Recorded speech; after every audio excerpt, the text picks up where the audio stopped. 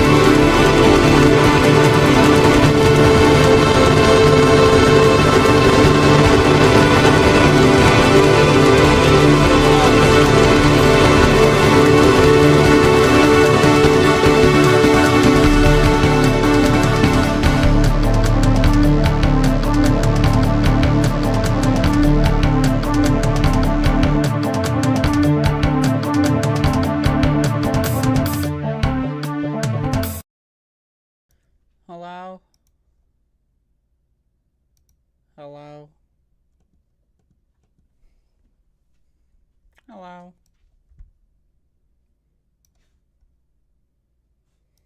Hello?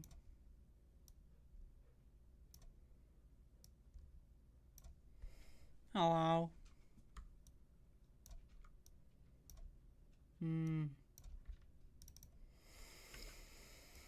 Is this thing on? Testing? Testing, hello. Testing. Do you read me? Do you read me? Testing. Do. Hello, Max. Max, do you know if they can read me? Testing. Is this thing on? Yeah. What the fuck? Hello?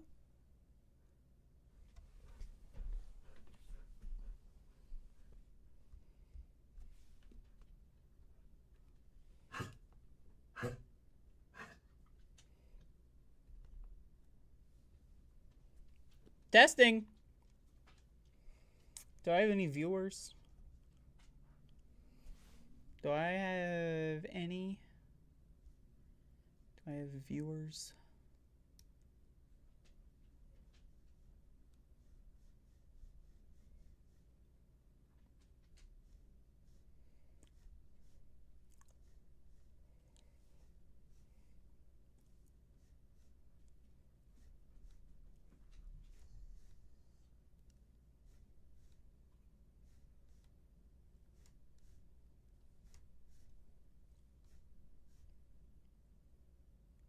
Is this entertaining?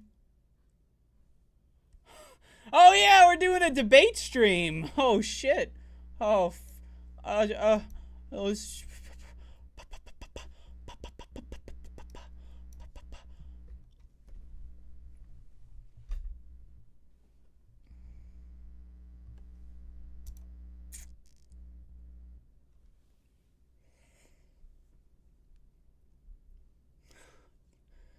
hello?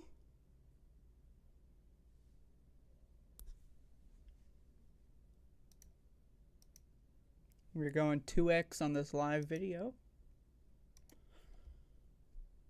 So, this is a debate stream. I'm streaming the debate. Many people keep asking me, I get messages, why aren't you doing stuff on the internet.org?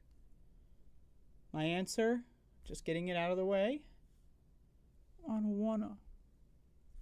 It's really that simple. So, you know, now that's at the start of it. We got John Ross, Ali CIA. We got Sanday. We got 0PA. And more. Penguin Sealant. A and more. I got C-SPAN here. I don't know when they're going to switch over to the debate. I don't know when that's scheduled to happen. I have my video set to slightly see-through, so hopefully I don't have my stream taken down. That's why it's like that. You know, if you're watching this like 8 years from now and, you know, you're wondering why, you know, sometimes, you know, they take down the live stream. I don't want to deal with that. So that's why it's that happening. This is apparently going to be Tim Wall. Is it Waltz or Walls? You ever hear that? Walls? That doesn't sound right. Tim Walls? Are you fucking giving me... Is this a joke? Tim Waltz, all right. And he's going up against the couch guy. So that should be fun. Hello, Lindsay. I'm sorry, I just filter out... It should be the opposite, but I filter out the green names. I just figure you've already subscribed. You're already giving me money. I don't need to try anymore.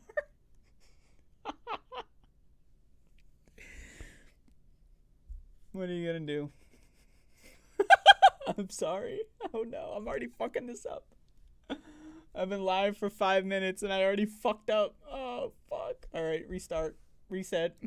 Reset. With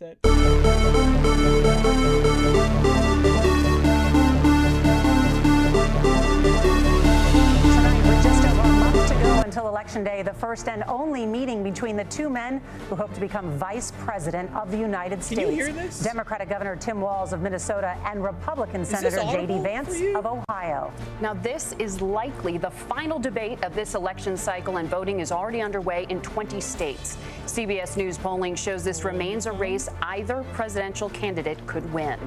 The CBS News vice presidential debate starts now.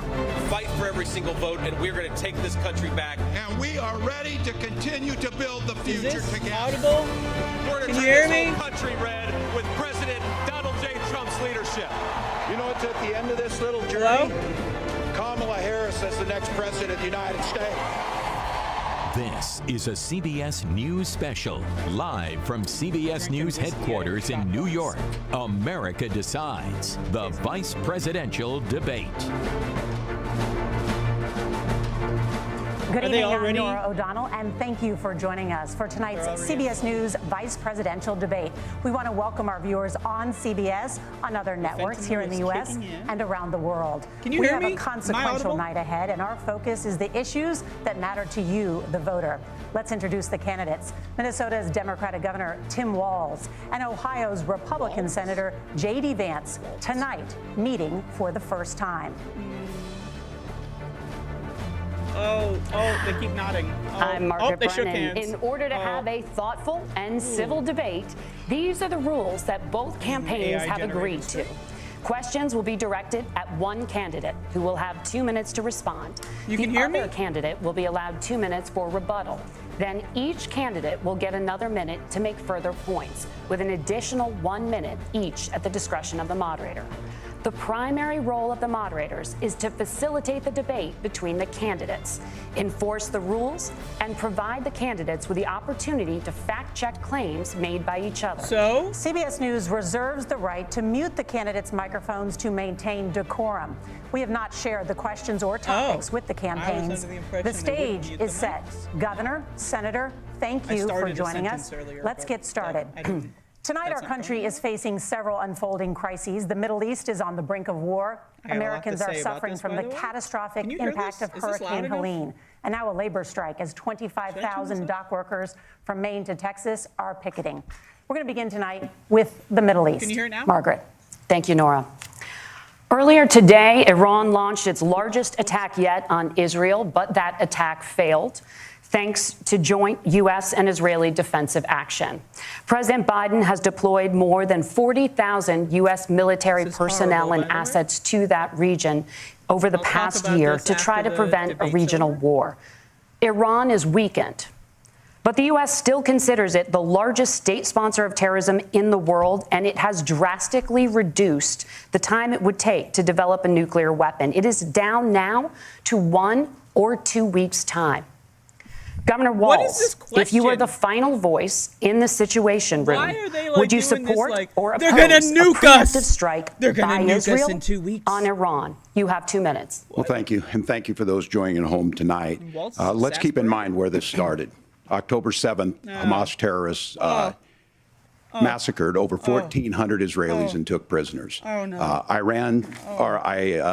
Israel's ability to be able to defend itself is absolutely fundamental. Getting its hostages back, fundamental, and ending the humanitarian crisis in Gaza. But the expansion of Israel and its proxies is an absolute fundamental necessity for the United States to have the steady leadership there. You saw it experienced today, where along with our Israeli partners and our coalition, able to stop the incoming attack.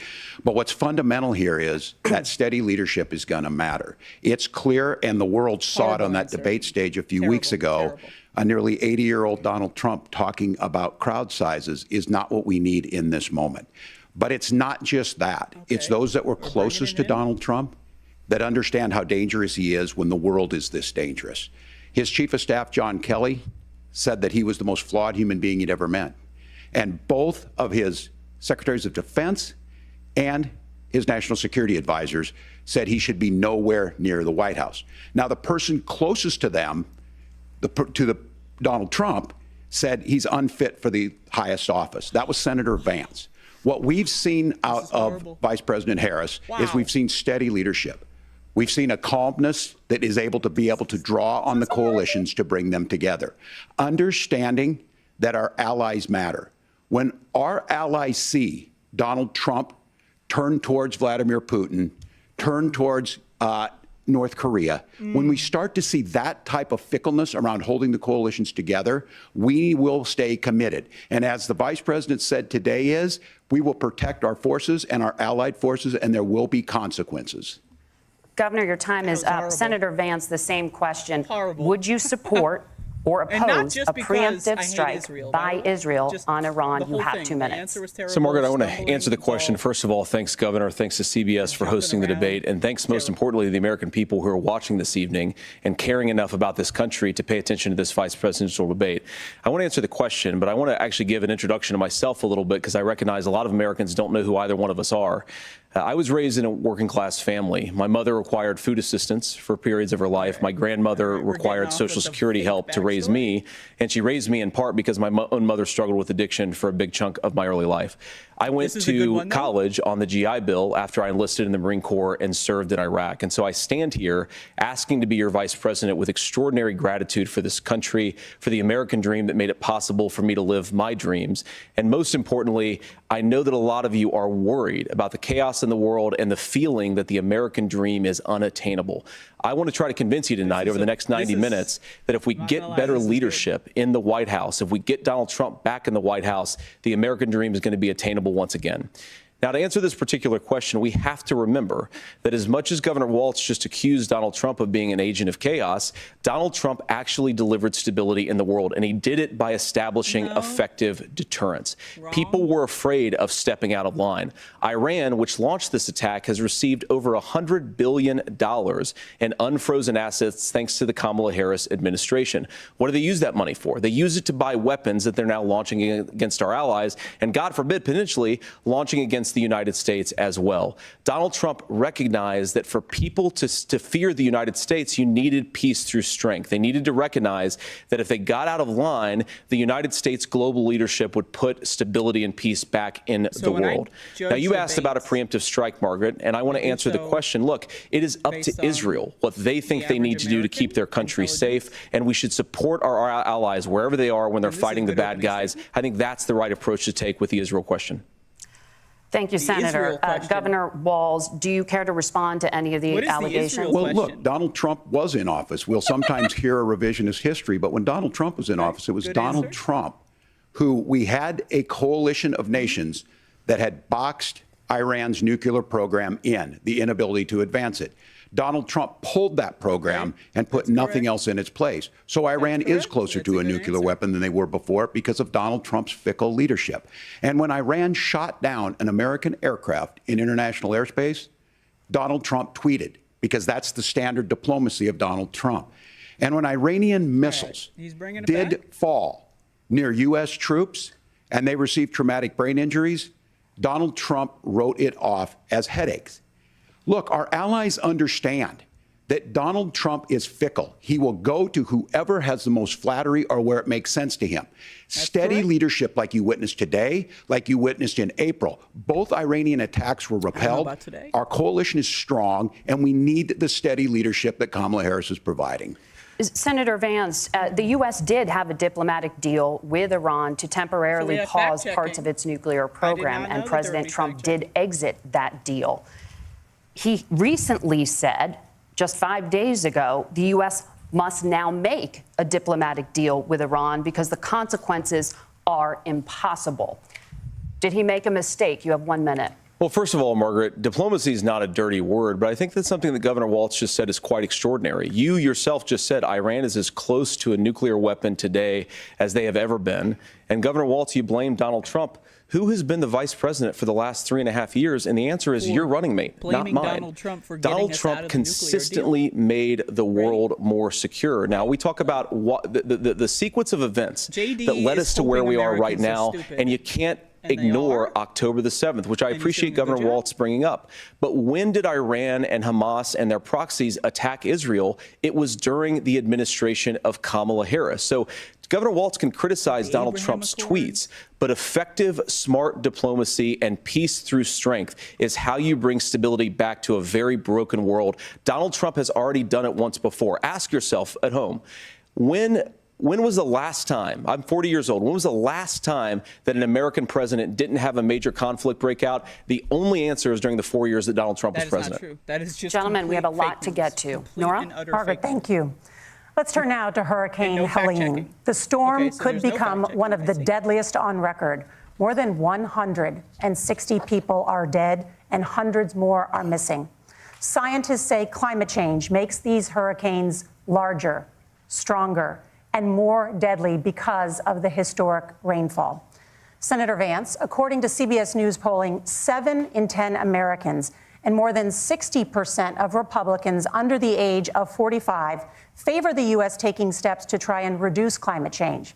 Senator, what responsibility would the Trump administration have to try and reduce the impact of climate change? I'll give you 2 minutes. Sure. So first of all, let's start with the hurricane, because it's an unbelievable, unspeakable human tragedy. I just saw today, actually, a photograph of 2 grandparents on a roof with a 6-year-old child, and it was the last photograph ever taken of them because the roof collapsed and those innocent people lost their lives. And I'm sure Governor Walz joins me in saying our hearts go out to those innocent people, our prayers go out to them, and we want as robust and aggressive as a federal response as we can get to save as many lives as possible, and then, of course, afterwards, to help the people in those communities rebuild. I mean, these are communities that I love. Some of them I know very personally in Appalachia, all across the Southeast. They need their government to do their job, and I commit that when Donald Trump is president again, the government will put the citizens of this country first when they suffer from a disaster. And Nora, you asked about climate change. I think this is a very important issue. Look, a lot of people are justifiably worried about all these crazy weather patterns. I think it's important for us, first of all, to say Donald Trump and I support clean air, clean water. We want the environment to be cleaner and safer. But one of the things that I've noticed some of our Democratic friends talking a lot about is a concern about carbon emissions, this idea that carbon emissions drives all of the climate change. Well, let's just say that's true, just for the sake of argument, so we're not arguing about weird science. Let's just say that's true. Well, if you believe that, what would you want to do? The answer is that you'd want to reshore as much American manufacturing as possible, and you'd want to produce as much energy as possible in the United States of America, because we're the cleanest economy in the entire world. What have Kamala Harris's policies actually led to? More energy production in China, more manufacturing overseas, more doing business in some of the dirtiest parts of the entire world. And when I say that, I mean the amount of carbon emissions they're doing per unit of economic output. So if we actually care about getting cleaner air and cleaner water, the best thing to do is to double down and invest in American workers and the American people. And unfortunately, Kamala Harris has done exactly the opposite. So total Governor nonsense, Walz, you have 2 minutes to respond. Well, we got close to an agreement because all those things are happening. Look, first of all, it is a horrific tragedy with this hurricane. And my heart goes out to the folks that are down there in contact with the governors. I serve as co-chair of the Council of Governors as we work together on these emergency managements. Governors know no partisanship. They work together. So all of the governors and the emergency responders are on the ground. Those happen on the front end.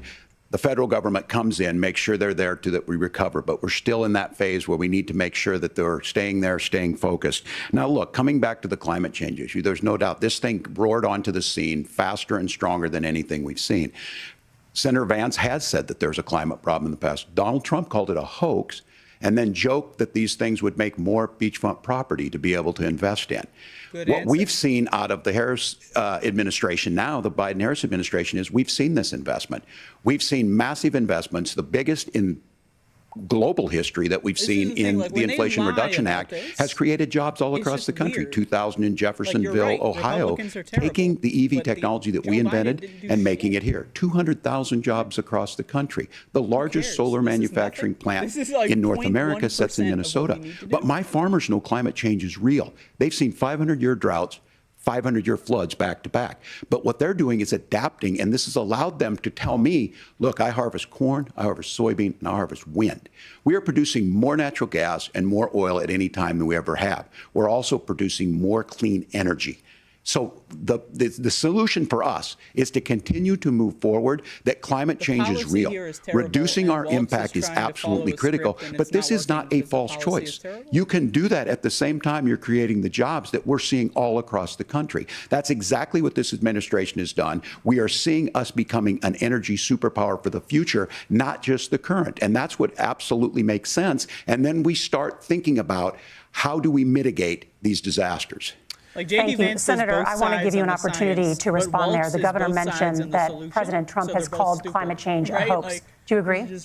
Well, look, what the president has said is that if the Democrats, in particular Kamala Harris and her leadership, if they really believe that climate change is serious, what they would be doing is more manufacturing and more energy production in the United States of America, and that's not what they're doing. So clearly, Kamala Harris herself doesn't believe her own rhetoric on this. If she did, she would actually agree with Donald Trump's energy policies. Now, something Governor Walz said I think is important to touch upon, because when we talk about clean energy, I think that's a slogan that often the Democrats will use here. And I'm talking, of course, about the Democratic leadership. And the real issue is that if you're spending hundreds of millions or even billions of dollars of American taxpayer money on solar panels that are made in China, number one, you're going to make the economy dirtier. We should be making more of those solar panels here in the United States of America. Some of them are, Tim, but a lot of them are being made overseas in China, especially the components that go into those solar panels. So if you really want to make the environment cleaner, you've got to invest in more energy production. We haven't built a nuclear facility, I think, one in the past 40 years. Senator. Natural gas, we got to invest more in it.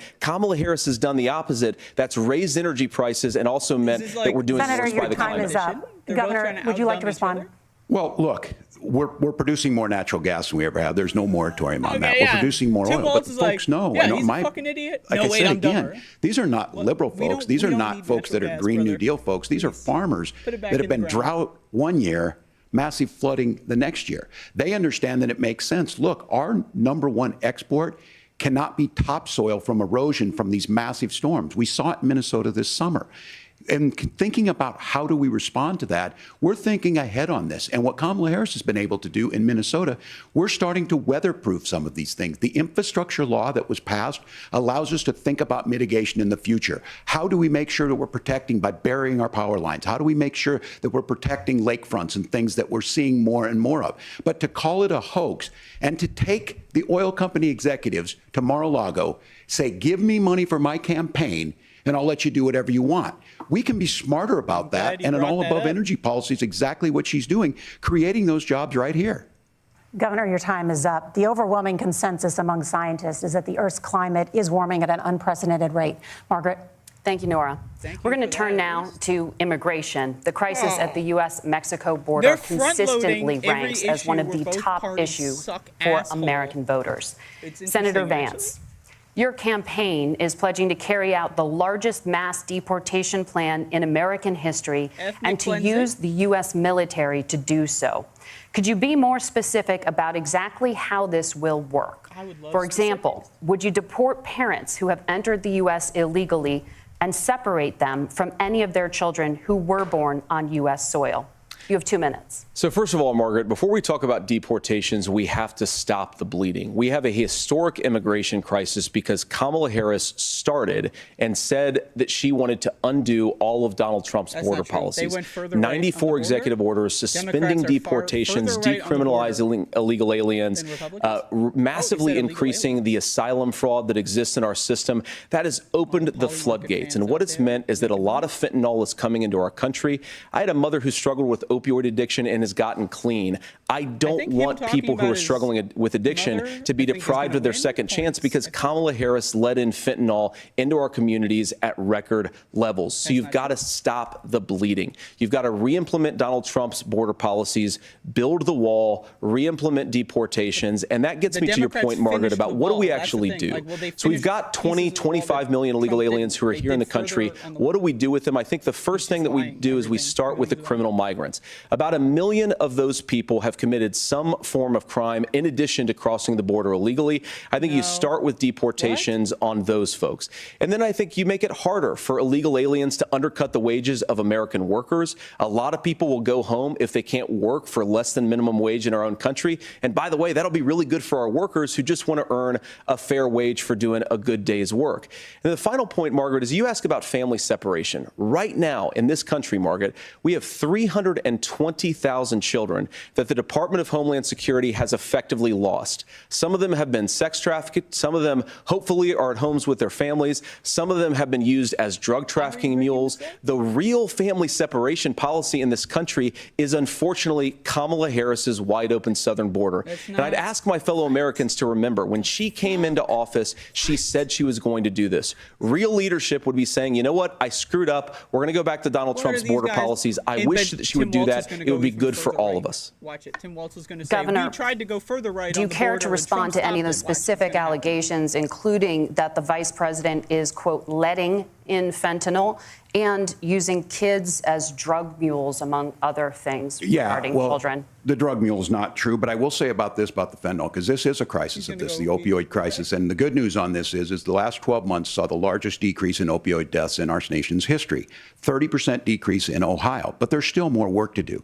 But let's go back to this on immigration. Kamala Harris was the Attorney General of the largest state and a border state in California. She's the only person in this race who prosecuted transnational gangs for human trafficking and drug interventions. But look, we all want to solve this.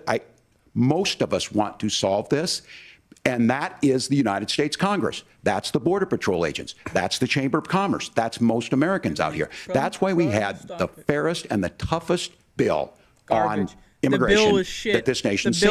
It was crafted by conservative senator from Oklahoma, James Lankford. I know him. He's super conservative, but he's a man of principle, wants to get it done. Democrats and Republicans worked on this piece of legislation.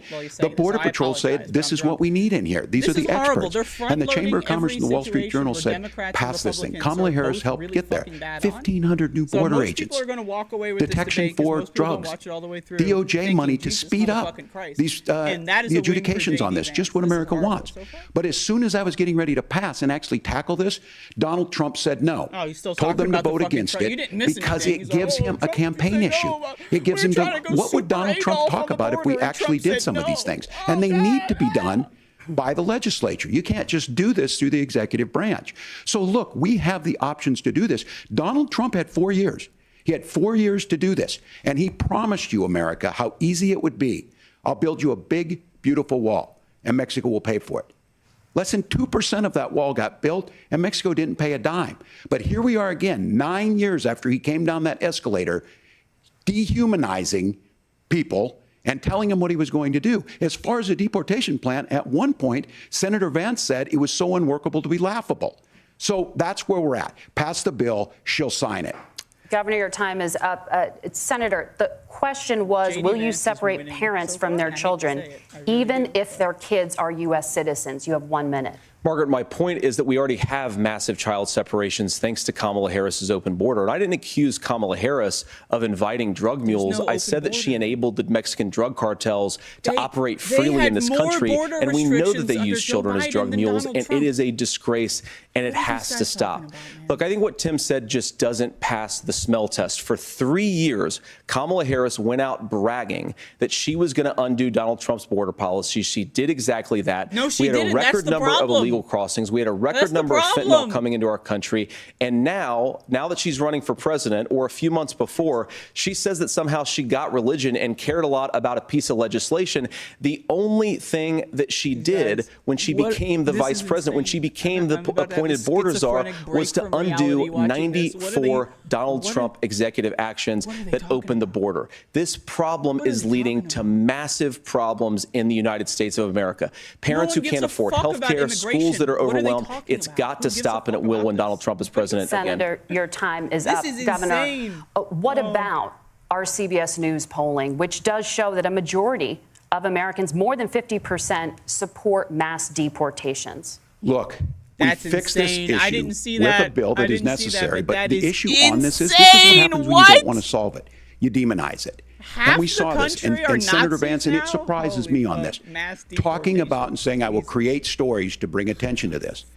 That vilified a large number of people who were here legally in the community of Springfield. The Republican governor said, it's not true, don't do it. There's consequences for this. There's consequences. We could come together. Senator Langford did it. We could come together and solve this if we didn't let Donald Trump continue to make it an issue. And the consequences in Springfield were the governor had to send state law enforcement to escort kindergartners to school. I believe Senator Vance wants to solve this, but by standing with Donald Trump and not working together to find a solution, it becomes a talking point. And when it becomes a talking point like this, we dehumanize and villainize other human beings. Tim, Governor, your time is up. Senator, I'll give you 1 minute, but let me just ask you the question first. The governor has made the point, and I think as a sitting lawmaker, you know that Congress controls the purse strings and any funding. So you have said repeatedly that Donald Trump would, through executive action, solve this. Do you disagree that Congress controls the purse strings and would need to support many of the changes that you would actually want to implement? You have 1 minute. Look, Margaret, first of all, the gross majority of what we need to do at the southern border is just empowering law enforcement to do their job. I've been to the southern border more than our borders are. Kamala Harris has been. And it's actually heartbreaking because the Border Patrol agents, they just want to be empowered to do their job. Of course, additional resources would help. But most of this is about the president and the vice president empowering our law enforcement to say, if you try to come across the border illegally, you've got to stay in Mexico. You've got to go back through proper channels. Now, Governor Walz brought up the community of Springfield, and he's very worried about the things that I've said in Springfield. Look, in Springfield, Ohio, and in communities all across this country, you've got schools that are overwhelmed. You've got hospitals that are overwhelmed. You have got housing that is totally unaffordable because we brought in millions of illegal immigrants to compete with Americans for scarce homes. The people that I'm most worried about in Springfield, Ohio, are the American citizens who have had their lives destroyed destroyed by that's a whole Kamala different Harris's can of worms, open brother. border. It is a disgrace, There's no Tim. open And border. I actually think, I agree with you. I I'm think you losing want to my solve mind this trying to problem, fact check but that. I don't think that Kamala Harris does. Senator, Both your parties time are is up. lying. Governor, Both of you them have are 1 minute to lying. respond. Yeah, So hard about everything. It is law enforcement Honestly, that asked Tim for the Walton bill. might be lying more. They helped craft Like, it. this is They're the horrible. ones that supported it. That's because they know we need to do this. Look, this issue of continuing to bring this up, of not dealing with it, of blaming migrants for everything. On housing, we could talk a little bit about Wall Street speculators buying up housing and making them less affordable. But Okay, it this is becomes a good. blame. Look, this bill also gives the money necessary to adjudicate. I agree. It should not take 7 years for an asylum claim to be done. This bill gets it done in 90 days. Then you start to make a difference in this, and you start to adhere to what we know, American Hiding the fact principles. that it I don't talk about my faith a significantly lot, total but asylum. Matthew 25:40 talks about, to the least amongst us you do unto me. I think that's true of most Americans. They simply want order to it. This bill does it. It's funded. It's supported by the people who do it, and it lets us keep our dignity about how we treat other people. Thank you, Governor. And just to clarify for our viewers, Springfield, Ohio does have a large number of Haitian migrants who have legal status, temporary protected Well, status. Why say large number? Thank you, Senator. We have so much to get to. JD Margaret, Vance I said think it's millions. important We're because going to turn out of the economy. the moderator Thank the, you. said the large rules number. were that The you guys weren't economy- going to we're- fact check. And since you're fact checking me, I think it's important to say what's actually going on. What? So there's an letting application him called do the CBP One app, where you can no. go on as an no. illegal migrant, JD Vance apply so for far is, like, asylum or winning apply this for so hard, parole, and he's and like, be wait a second, granted watch me legal lose. status at the wave of a Kamala Harris open border wand. What? That is not a What? person coming in, applying for a green card and waiting for 10 years. That Thank is you, the Senator. facilitation of illegal immigration, What? Margaret, Kamala Harris by Thank our Thank you, own Senator, for leadership. describing the legal And process. those We have Kamala so much Harris to get opened up to, that Senator. pathway. Those We have laws so have been on much. the books since 1990. Thank you, gentlemen. The We want to CBP One have app has not been on the books since Okay, let them fight. Let them fight. Let them fight. Gentlemen, this is good. the audience can't hear Move you the because your camera. mics I are don't give a cut. fuck We about have you. so much we want to get to. Move Thank the you for fucking explaining camera. the Let legal them fight. process. Let them Nora. start boxing. Thank you, Margaret. The economy is a top concern for voters. Each of your campaigns has released an economic plan, so economy, let's talk about the they're- specifics. okay, this is a Governor fucking Walz, right-wing Vice debate. President They're really Harris trying to make unveiled a Democrats plan look that bad, includes man. billions in tax credits for manufacturing, Every issue housing, is and a the one where renewed child Democrats tax suck. credit. We're The not Wharton talking about School anything where says your Democrats are good proposals on. will increase the nation's deficit by $1.2 trillion. How would you pay for that without ballooning the deficit? Governor, I'll give you 2 minutes. Yeah, thank you. And Kamala Harris They're and I doing do believe in the deficit middle class hawkery because in that's where we come from. 2024? We both grew up in that. We understand. So those of you out there listening tonight, you're hearing a lot of stuff back and forth, and it's good. It's healthy. That's what this is supposed to happen. You should be listening. How's this going to impact me? Holy fuck, The we got an bold hour forward left. plan that Kamala Harris put out there is talking about this housing issue. The one thing is there's 3 million new houses proposed under this plan with down payment assistance on the front end to get you in a house. A house is much more than just an asset to be traded somewhere. It's foundational to where you're at. Okay. And then making Good, sure good. that the things you buy every day, whether they be prescription drugs or other things, that there's fairness in that. Look, the $35 insulin is a good thing, but it costs $5 to make insulin. They were charging $800 before this law went into effect. Okay, As this far is as the good. housing goes, I've seen it in Minnesota. 12% more houses in Minneapolis, prices went down on rent 4%. It's working. And then making sure tax cuts go to the middle class. $6,000 child tax credit, we have one in Minnesota, reduces childhood poverty by 1/3. We save money in the long run, and we do the right thing for families. And then getting businesses off the ground. The law as Okay, it he's stands right actually now just- is $5,000 this is tax actually credit pretty for good. small He's just business, increasing that to redirecting this into, $50,000. like, Now, this is a general philosophical difference between us. Donald Trump left-wing made a promise, and Democrat? I'll give you this. He kept it. He took folks to Mar-a-Lago, said, you're rich as hell, I'm going to give you a tax cut. He gave the tax cuts that predominantly went to the top class. What happened there was an $8 trillion increase in the national debt, the largest ever. Now he's proposing a 20% consumption or sales tax on everything we bring in. Everyone agrees, including businesses, it would be destabilizing it, it would increase inflation and potentially lead to a recession. Look, this is simple for you. Where are we going? Kamala Harris has said to do the things she wants to do, we'll just ask the wealthiest to pay their fair share. When you do that, our system works best, more people are participating in it, and folks have the things that they need. Senator, I want to give you a moment to respond on that. answer. But similarly, the Wharton School has done an analysis of the Trump plan and says it would increase the nation's deficit by $5.8 trillion. My question is the same for you. How do you pay for all that without ballooning the deficit? I'll give you 2 minutes. It's a stupid question. Well, first of all, you're going to hear a lot from Tim Walz this evening, and you just heard it in the answer. A lot of what Kamala Harris proposes to do, and some of it, I'll be honest with you, it even sounds pretty good. Here's what you won't hear, is that Kamala Harris has already done it. Because she's been the vice president for 3.5 years. She had the opportunity to enact all of these great policies. And what she's actually done instead is drive the cost of food higher by 25%, drive the cost of housing higher by about 60%. Open the American southern border and make middle-class life unaffordable for a large number of Americans. If Kamala Harris has such great plans for how to address middle-class problems, then she ought to do them now. Not when asking for a promotion, but in the job the American people gave her 3.5 years ago. And the fact that she isn't tells you a lot about how much you can trust her actual plans. Now, Donald Trump's economic plan is not just a plan, but it's also a record. A lot of those same economists attack Donald Trump's plans, and they have PhDs, but they don't have common sense and they don't have wisdom, because Donald Trump's economic policies delivered the highest take-home pay in a generation in this country, 1.5% inflation, and to boot, peace and security all over the world. So when people say that Donald Trump's economic plan doesn't make sense, I say look at the record. He delivered rising take-home pay for American workers.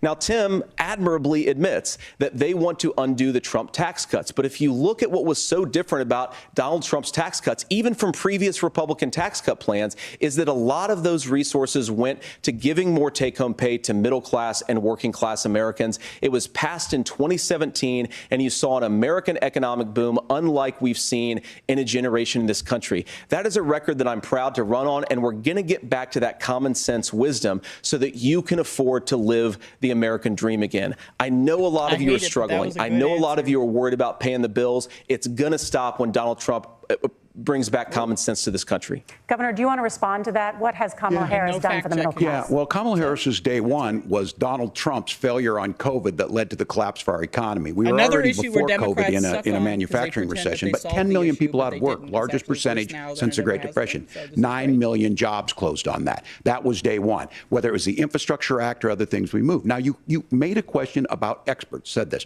I've made a note of this.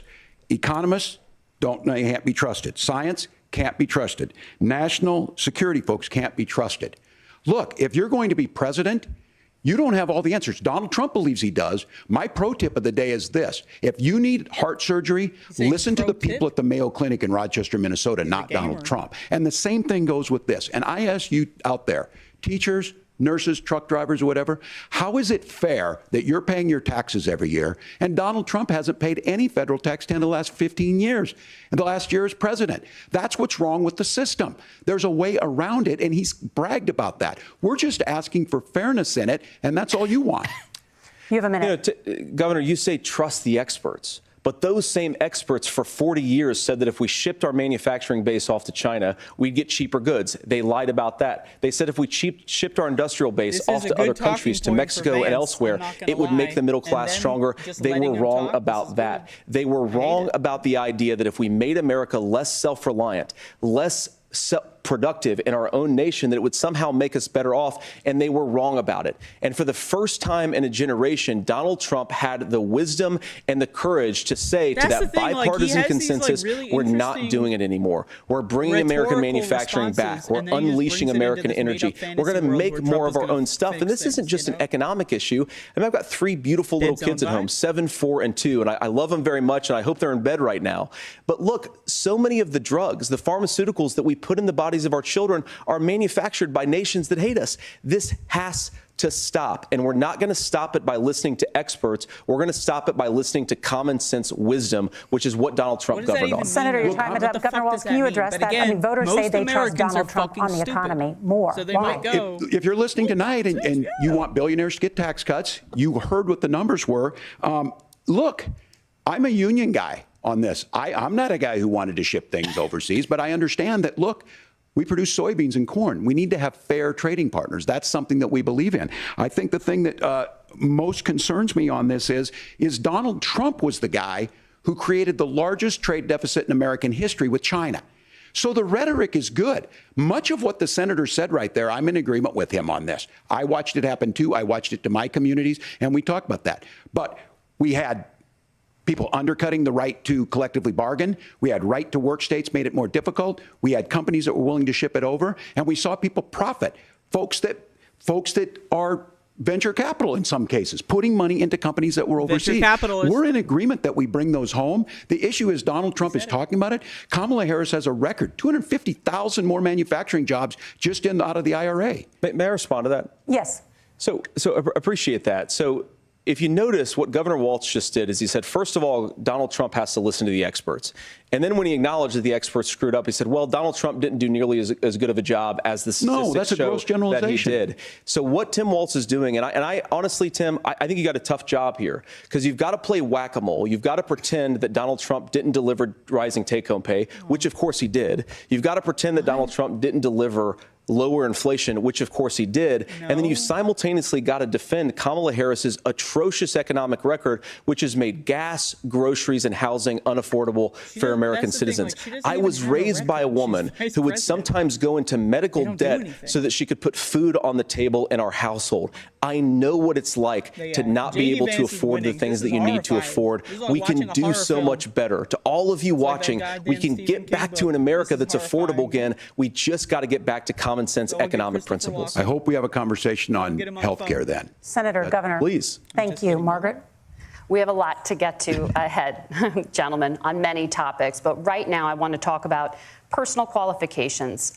The vice president is often the last voice the president hears before making consequential decisions. That's not true. That's not true. We want to ask you about your leadership qualities. That's not Governor true. Walz. You said you were in Hong the Kong during the deadly Tiananmen Square protests in the spring of 1989. But Minnesota Public Radio and other media outlets are reporting that you actually didn't travel to Asia until August of that year. Can you explain that discrepancy? Yeah, well, and to the folks out there who didn't get at the top of this, look, I grew up in small rural Nebraska, town of 400, town that you rode your bike with your buddies till the streetlights come on, and I'm proud of that service.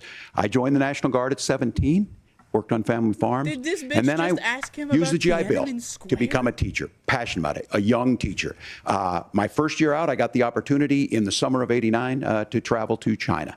35 years ago, be able to do that. I came back home and then started a program to take young people there. We would take basketball teams, we would take baseball teams, we would take dancers, and we would go back and forth to China. The issue for that was to try and learn. Now, look, my community knows who I am. They saw where I was at. Look, I will be the first to tell you, I have poured my heart into my community. I've tried to do the best I can, but I've not been perfect. And I'm a knucklehead at times, but it's always been about that. Those same people elected me to Congress for 12 years. And in Congress, I was one of the most bipartisan people, working on things like farm bills that we got done, working on veterans benefits. And then the people of Minnesota were able to elect me to governor twice.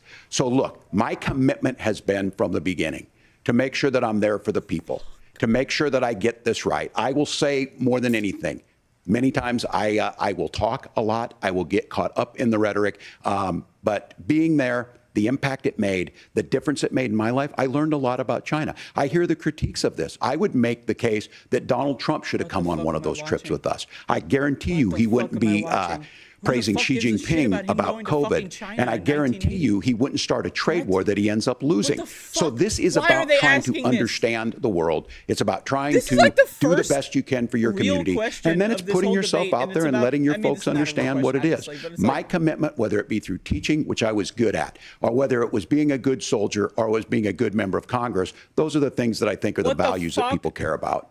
What? Governor, just to follow up on that, the question was, can you explain the discrepancy? All I said on this was I got there that summer and misspoke on this. So I will just, that's what I've said. What the fuck am I watching? So I was in Hong Kong and China during the democracy protests, went in. And from that, I learned a lot of what needed to be in governance. What am I watching? What is this? What? Thank you, Governor. What? Senator Vance, in 2016, you called your running mate Donald Trump unfit for the nation's highest office, and you said he could be America's Hitler.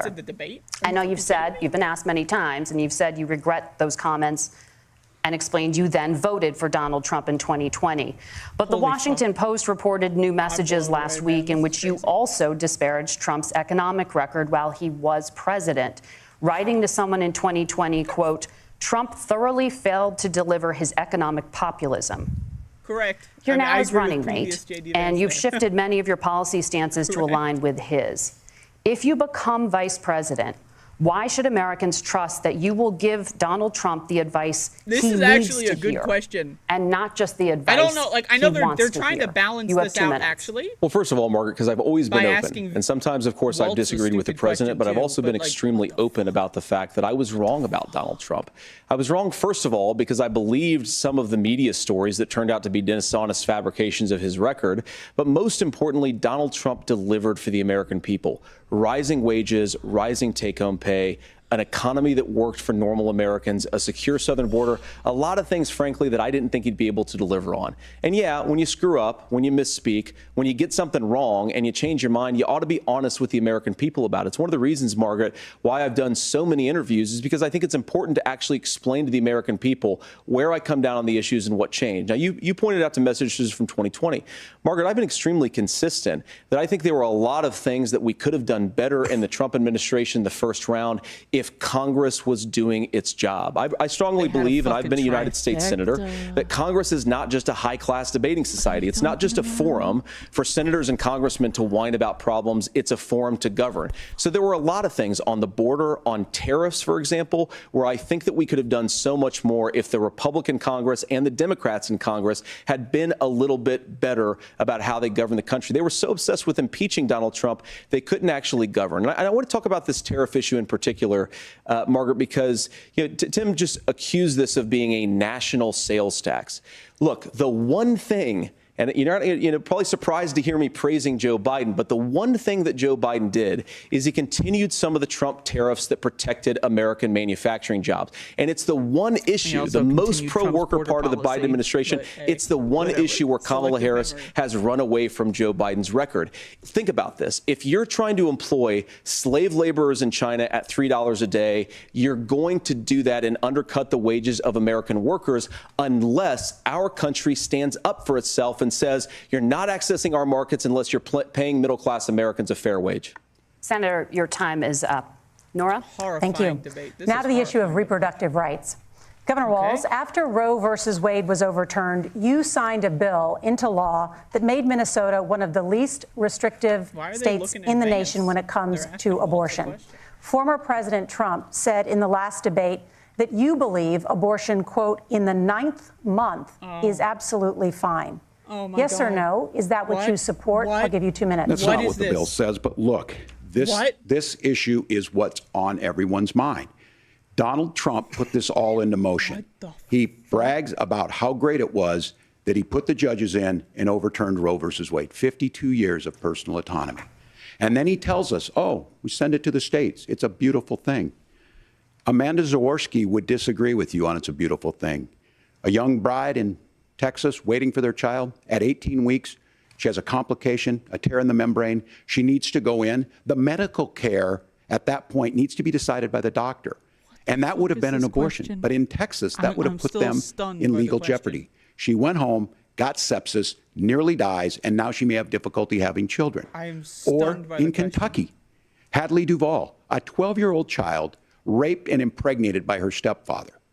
Those are horrific. Now, when God asked about that, Senator Vance said 2 wrongs don't make a right. There is no right in this.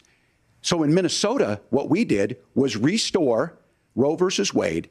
We made sure that we put women in charge of their health care. But look, this is not where, if you don't know Amanda or a Hadley, you soon will. Their Project 2025 is going to have a registry of pregnancies.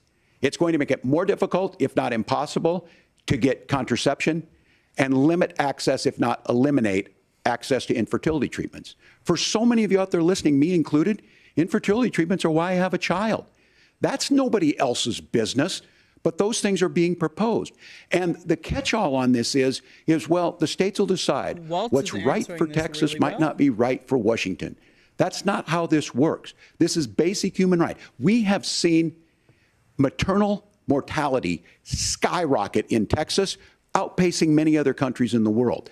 This is about health care. In Minnesota, we are ranked first in health care for a reason. We trust women. We trust doctors. Senator, do you want to respond to the governor's claim? Will you create a federal pregnancy monitoring agency? The question was insane. No, Nora, certainly we won't. And I want to talk about this issue because I know a lot of Americans care about it, and I know a lot of Americans don't agree with everything that I've ever said on this topic. And, you know, I grew up in a working class family in a neighborhood where I knew a lot of young women who had unplanned pregnancies and decided to terminate those pregnancies because they feel like they didn't have any other options.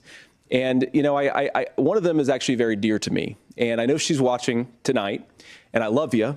And she told me something a couple years ago that she felt like if she hadn't had that abortion, that it would have destroyed her life because she was in an abusive relationship. And I think that what I take from that as a Republican who proudly wants to protect innocent life in this country, who proudly wants to protect the vulnerable, is that my party, we've got to do so much better of a job at earning the American people's trust back on this issue where they frankly just don't trust us. And I think that's one of the things that Donald Trump and I are endeavoring to do.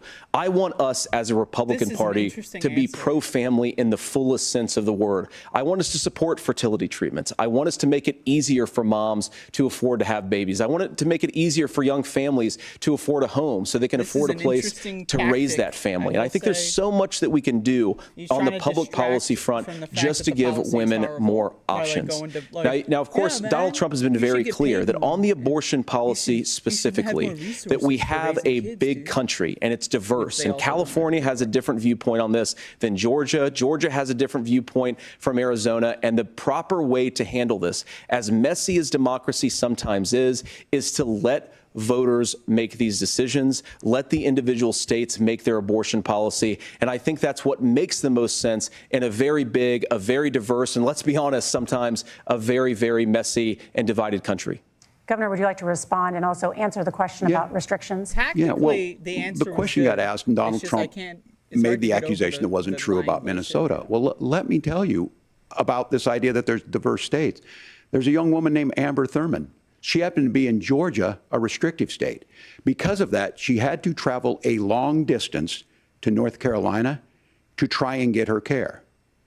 Amber Thurman died in that journey back and forth. The fact of the matter is, how can we as a nation say that your life and your rights, as basic as the right to control your own body, is determined on geography? There's a very real chance, had Amber Thurman lived in Minnesota, she would be alive today.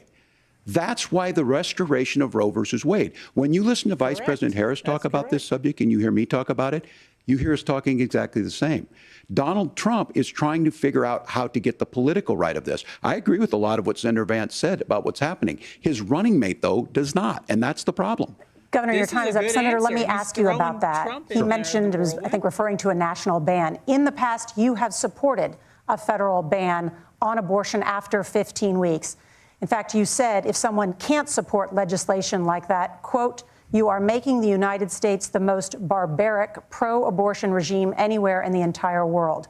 My question is, why have you changed your position? Well, Nora, first of all, I never supported a national ban. I did when I was running for Senate in 2022 talk about setting some minimum national standard. For example, we have a partial birth abortion ban in place in this country at the federal level. I don't think anybody's trying to get rid of that, or at least I hope not, though I know that Democrats have taken a very radical pro-abortion stance. But Nora, you know, one of the things that changed is in the state of Ohio, we had a referendum in 2023, and the people of Ohio voted overwhelmingly, by the way, against my position.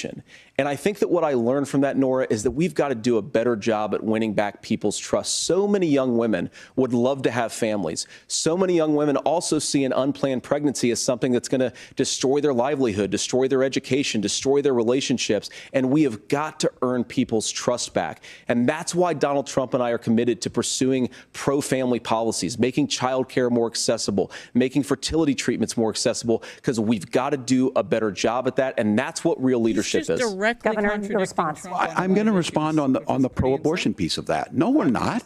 We're pro-women.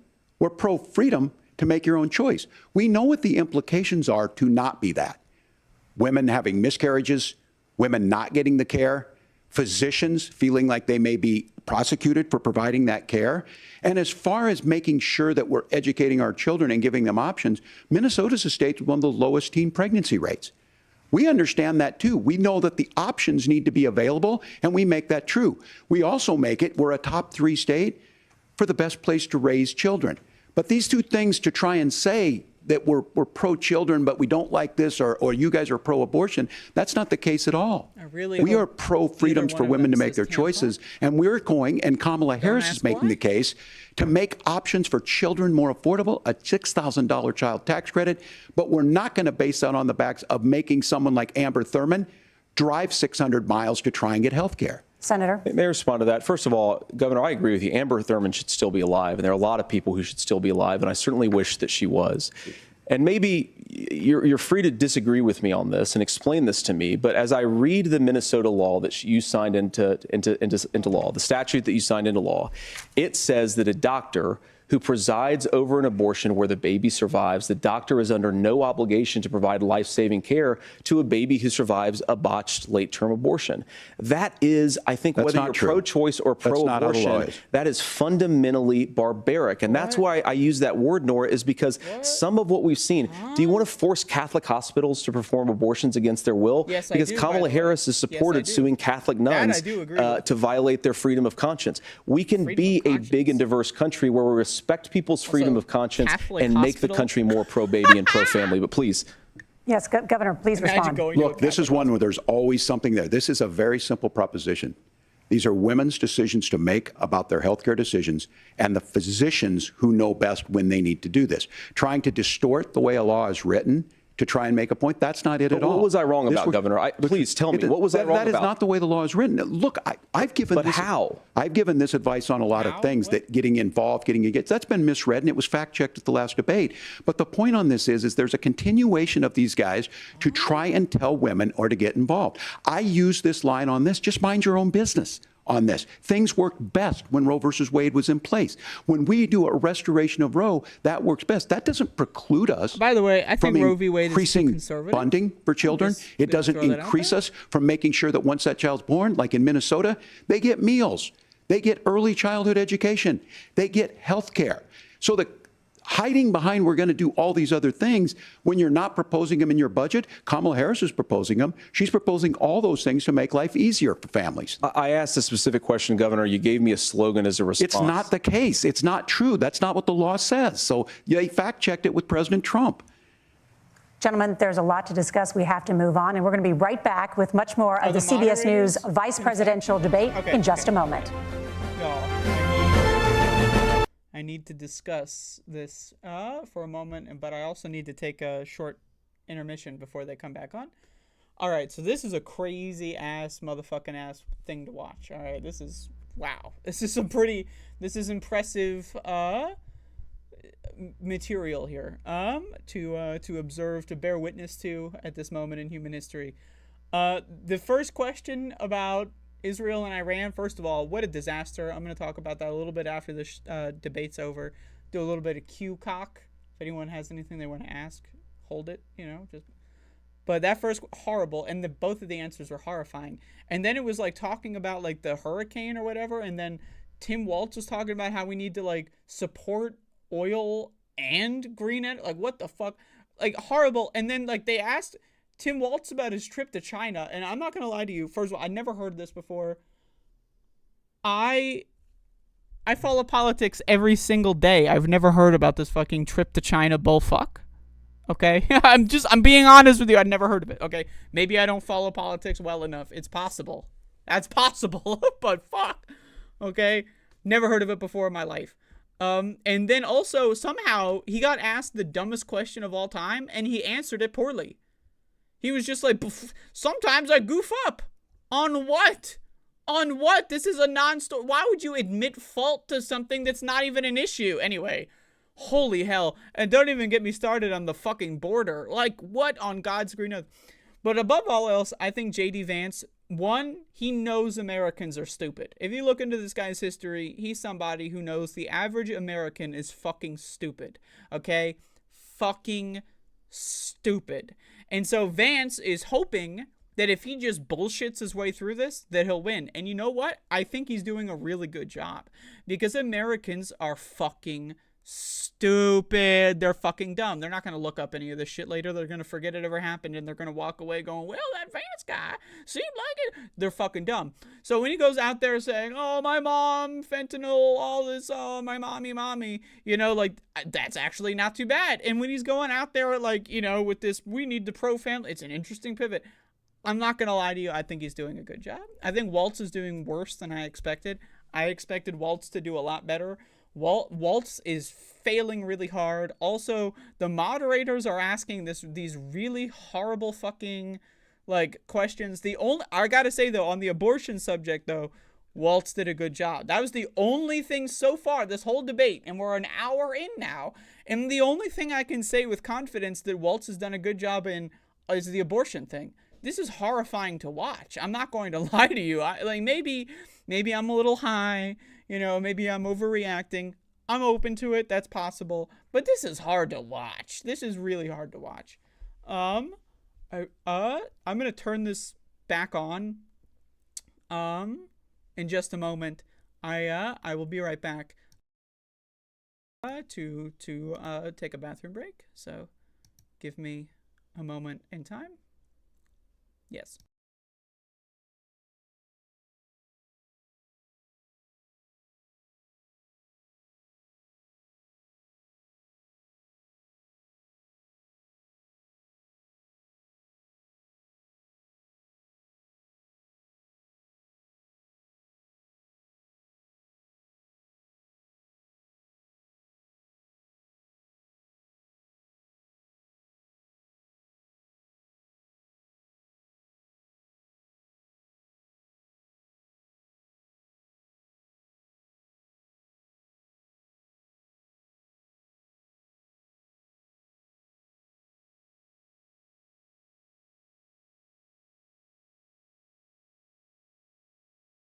Hello?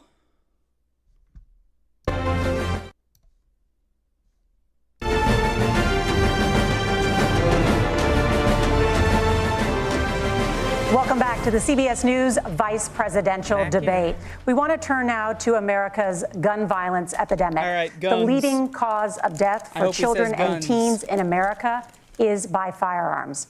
Senator Vance, you oppose most gun legislation that Democrats claim would curb gun violence. You oppose red flag gun laws and legislation to ban certain semi-automatic rifles, including AR-15s. So let me ask you, earlier this year, for the first time, the parents of a school shooter were convicted of involuntary manslaughter and sentenced to 10 years in prison. Do you think holding parents responsible could curb mass shootings? I'll give you 2 minutes. 100%. Yeah, well, Nora, on that particular case, I don't know the full details, but I certainly trust local law enforcement and local authorities to make those decisions. I think in some cases the answer is going to be yes, and in some cases the answer is going to be no.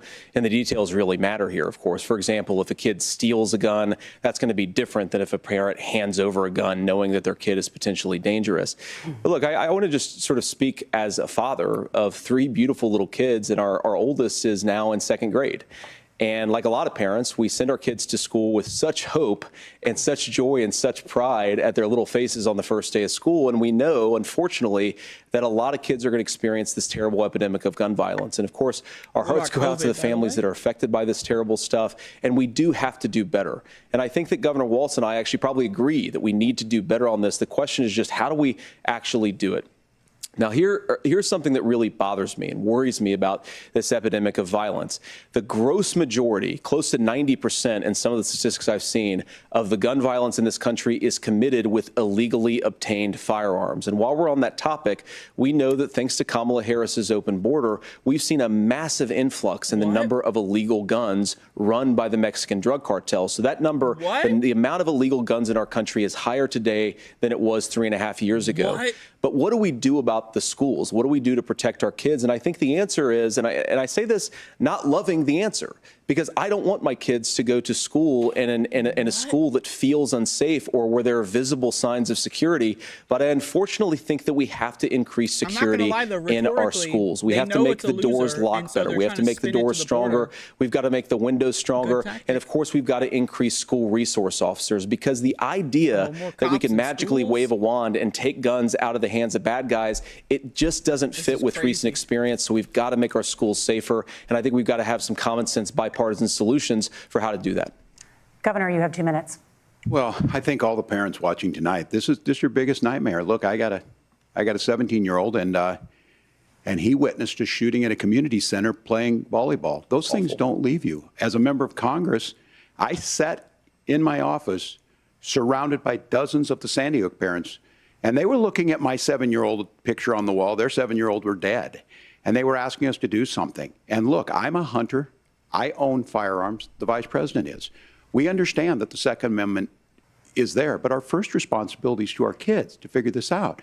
In Minnesota, we've enacted enhanced red flag laws, enhanced background checks, and we can start to get data. But here's the problem. If we really want to solve this, we've got folks that won't allow research to be even done on gun violence.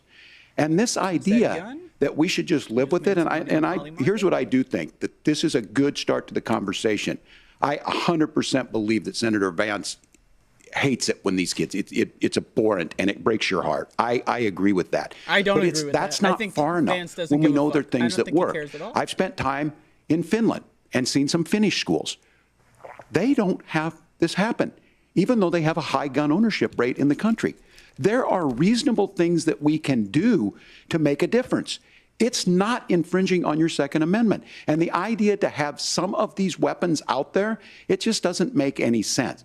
Kamala Harris, as an attorney general, worked on this issue. She knows that it's there. No one's trying to scaremonger and say we're taking your guns, but I ask all of you out there, do you want your schools hardened to look like a fort? Is that what we have to go? When we know there's countries around the world that their children aren't practicing these types of drills. They're being kids. We owe it to them to get a fix. These are things that shouldn't be that difficult. This is a good you can answer, still though. keep your firearms, and we can make a difference. We have to. If you're listening tonight, this breaks your heart. Senator. Tim, first of all, I didn't know that your 17-year-old witnessed a shooting. I'm sorry about that, and I hope that he's doing okay. Christ have mercy. It is awful. And I appreciate what Tim said, actually, about Finland, because I do think it illustrates some of the frankly, weird differences between our own country's gun violence problem and Finland. Okay, first of all, we have way higher rates of mental health abuse, or mental health substance abuse. We have way higher rates of depression, way higher rates of anxiety. We unfortunately have a mental health crisis in this country that I really do think that we need to get to the root causes of, because I don't think it's the whole reason why we have such a bad gun violence problem, but I do think it's a big piece of it. Another driver of the gun violence epidemic, especially that affecting our kids, it doesn't earn as many headlines, but is the terrible gun violence problem in a lot of our big cities. And this is why we have to empower law enforcement to arrest the bad guys, put them away, and take gun offenders off the streets. I think there's a whole host of things that we can do here, but I do think at our schools we've got to talk about more security. Senator, thank you. Governor, you previously opposed an assault weapons ban, but it's only later in your political career did you change your position. Why? Yeah, I sat in that office with those Sandy Hook parents. I've become friends with school shooters. I've seen it. Look, the NRA, I was an NRA guy for a long time. They used to teach gun safety. I'm of an age where my shotgun was in my car so I could pheasant hunt after football practice. That's not where we live today. And several things I want to mention on this is talking about cities and where it's at. The number one where the most firearm deaths happen in Minnesota are rural suicides. And we have an epidemic of children getting guns and shooting themselves. And so we have, and we should look at all of the issues. Making sure folks have health care and all that, but I want to be very careful. This idea of stigmatizing mental health, just because you have a mental health issue doesn't mean you're violent. And I think what we end up doing is we start looking for a scapegoat. Sometimes it just is the guns. It's just the guns. And there are things that you can do about it. But I do think that this is one, and I think this is a healthy conversation. I think there's a capacity to find solutions on this that work, protect Second Amendment, protect our children. That's our priority. Gentlemen, thank you. Margaret? Thank you, Nora. Let's turn now to the top contributor to inflation, the high cost of housing and rent. There's a shortage of more than 4 million homes in the United States, and that contributes to the high housing prices. Governor Walz, the Harris campaign promises a $25,000 down payment assistance for first-time home buyers and a $10,000 tax credit. They also promise to build 3 million new homes. Where are you building these homes, and won't handing out that kind of money just drive up prices higher? No, it's not handing out. We have, first, let me say this. This issue of housing, What? and I think those of you listening on this, the problem we've had is that we've got a lot of folks that see housing as another commodity. It can be bought up, it can be shifted, it can be moved around. Those are not folks living in those houses. Those of you listening tonight, that house is a big deal. I bought and owned one house in my life. My mom still lives in the house where I was. And when I think of a house, I'm thinking of Christmas services after midnight mass where you go with your family. We need to make it more affordable. And one of the things, as I said, this program that the Vice President is pushing forward and bringing a new way of approaching this is something we're doing in Minnesota from that lead. We in the state invested in making sure our housing was the biggest investment that we'd ever made in housing. It starts to make it easier. We cut some of the red tape. Local folks, look, we can't do it at the federal level, but local folks make it easier to build those homes. And then that down payment assistance. I can tell all of you out there, one of the, certainly for me, using the GI Bill was one thing, but a veteran's home loan, the big thing about a veteran's home loan is you don't have to pay the down payment. Those are things that make it there. Now, look, you're going to pay it back, and you're going to pay your mortgage. Those are things that we know in the long run, the appreciated value, the generational wealth that's created from it. And I will give Minneapolis an example. Minneapolis is the one city where we've seen the lowest inflation rates. We've seen a 12% increase in stock because we've put some of these things in. And we're implementing a state program to make sure we give some of that down payment assistance. We get it back from people because here's what we know.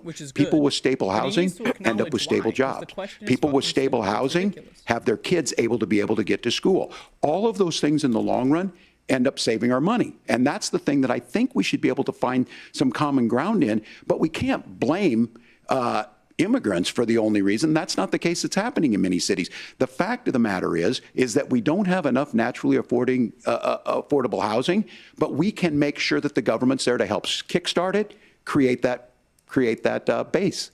Governor, your time is up. Senator Vance, as far as your campaign's position, the promise is to seize federal lands to build homes, remove regulation, provide tax breaks, and cut back on immigration, which you say pushes up prices.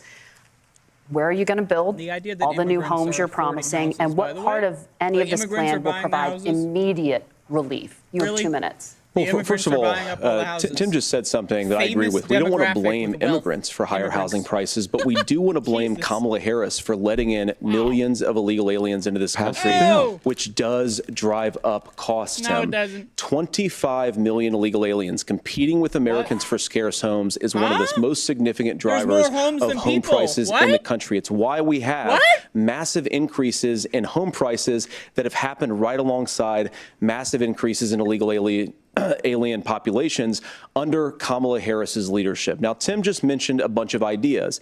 Now, some of those ideas I actually think are halfway decent, and some of them I disagree with. But the most important thing here is Kamala Harris is not running as a newcomer to politics. She is the sitting vice president. If she wants to enact all of these policies to make housing more affordable, I invite her to use the office that the American people already gave her, not sit around and campaign and do nothing while Americans find the American dream of homeownership completely unaffordable.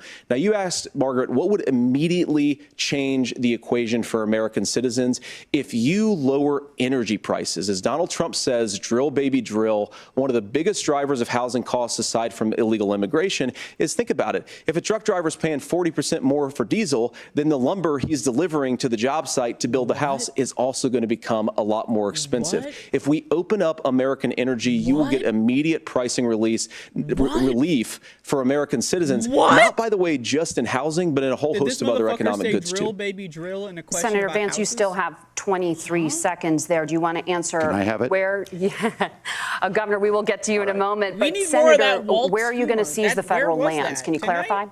Well, what Donald Trump has said is we have a lot of federal lands that aren't being used for anything. They're not being used for national park. Hello? They're not being used, and they could be places where we build a lot of housing. And I do think that we should be opening up building in this country. We have a lot of land that could be used. We have a lot of Americans that need homes. We should be kicking out illegal immigrants who are competing for those homes, and we should be building more homes for the American citizens who deserve to be here. Senator, your time is up. Governor, I do want to let you respond to the allegation that the vice president is letting in Well, of course, that's not true. And again, you have the facts. I guess we agreed not to fact check. I'll check it. That, look, crossings are down compared to when Donald Trump left office.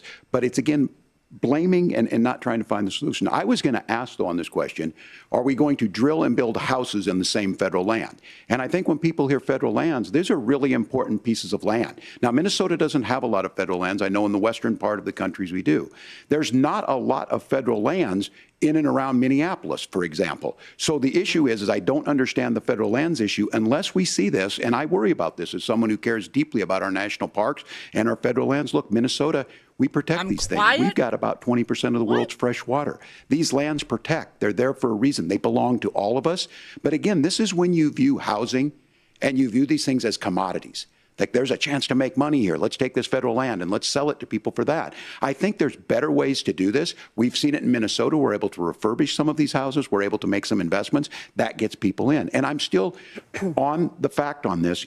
Economists, Senator Vance, you said you don't like the economists. Which economists are saying that it is immigrants that's adding to the cost? Governor, your time is up. But Senator, on that point, I'd like for you to clarify. There are many contributing factors to high housing costs. What evidence do you have that migrants I've been pretty quiet all night. Part of this problem? Well, there's a Federal Reserve study that we're happy to share after the debate. We'll put it up on social media, actually, that really drills down on the connection between increased levels of migration, especially illegal immigration, and higher housing prices. Now, of course, Margaret, that's not the entire driver of higher housing prices. Illegal immigrants having enough money to buy houses, let alone being able to secure a loan. Look, we are like, are they buying them with cash? We're a country of doers. We're a country of explorers. How the fuck are they getting loans? But we increasingly How are they getting a mortgage if they're an illegal immigrant? That makes it harder to develop our resources, makes it harder to build things, and wants to throw people in jail for not doing everything exactly as Kamala Harris says they have to do.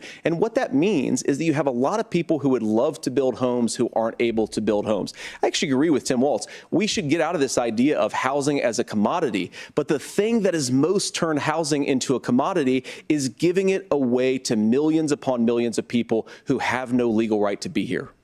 What are the federal regulations? I deal with this as a governor. You can very quickly reply. I'm sorry. I get this as a governor, and I don't necessarily disagree with that. That in some cases, many of those are local, many of them are state. I don't know which ones are federal, but I think whenever we talk regulations, people think they can get rid of them. I think you want to be able to get out of your house in a fire. I think you want to make sure that it's fireproof and those types of things. So which are the regulations? Because the vice president's not responsible for those. Congress writes those. Governor, thank you. Gentlemen, we have a lot to get to. You're passionate about the housing crisis, I can tell. We're just going to let them hang on this. One of the top problems facing Americans is the high cost of health care. Senator Vance, at the last presidential debate, former President Trump was asked about replacing the Affordable Care Act. In response, he said, I have concepts of a plan. Since then, Senator, you've talked about changing how chronically ill Americans get health insurance. Can you explain how that would work? And can you guarantee that Americans with pre-existing conditions won't pay more? I'll give you 2 minutes. Well, of course, we're going to cover Americans with pre-existing conditions. In fact, a lot of my family members have gotten health care. I believe, members of my family actually got private health insurance, at least for the first time, switched off of Medicaid onto private insurance for the first time under Donald Trump's leadership. And I think that, a lot of people have criticized this concepts of a plan remark. Look, it's very simple common sense. I think as Tim Walz knows from 12 years in Congress, you're not going to propose a 900-page bill standing on a debate stage. It would bore everybody to tears, and it wouldn't didn't actually mean anything because part of this is the give and take of bipartisan negotiation.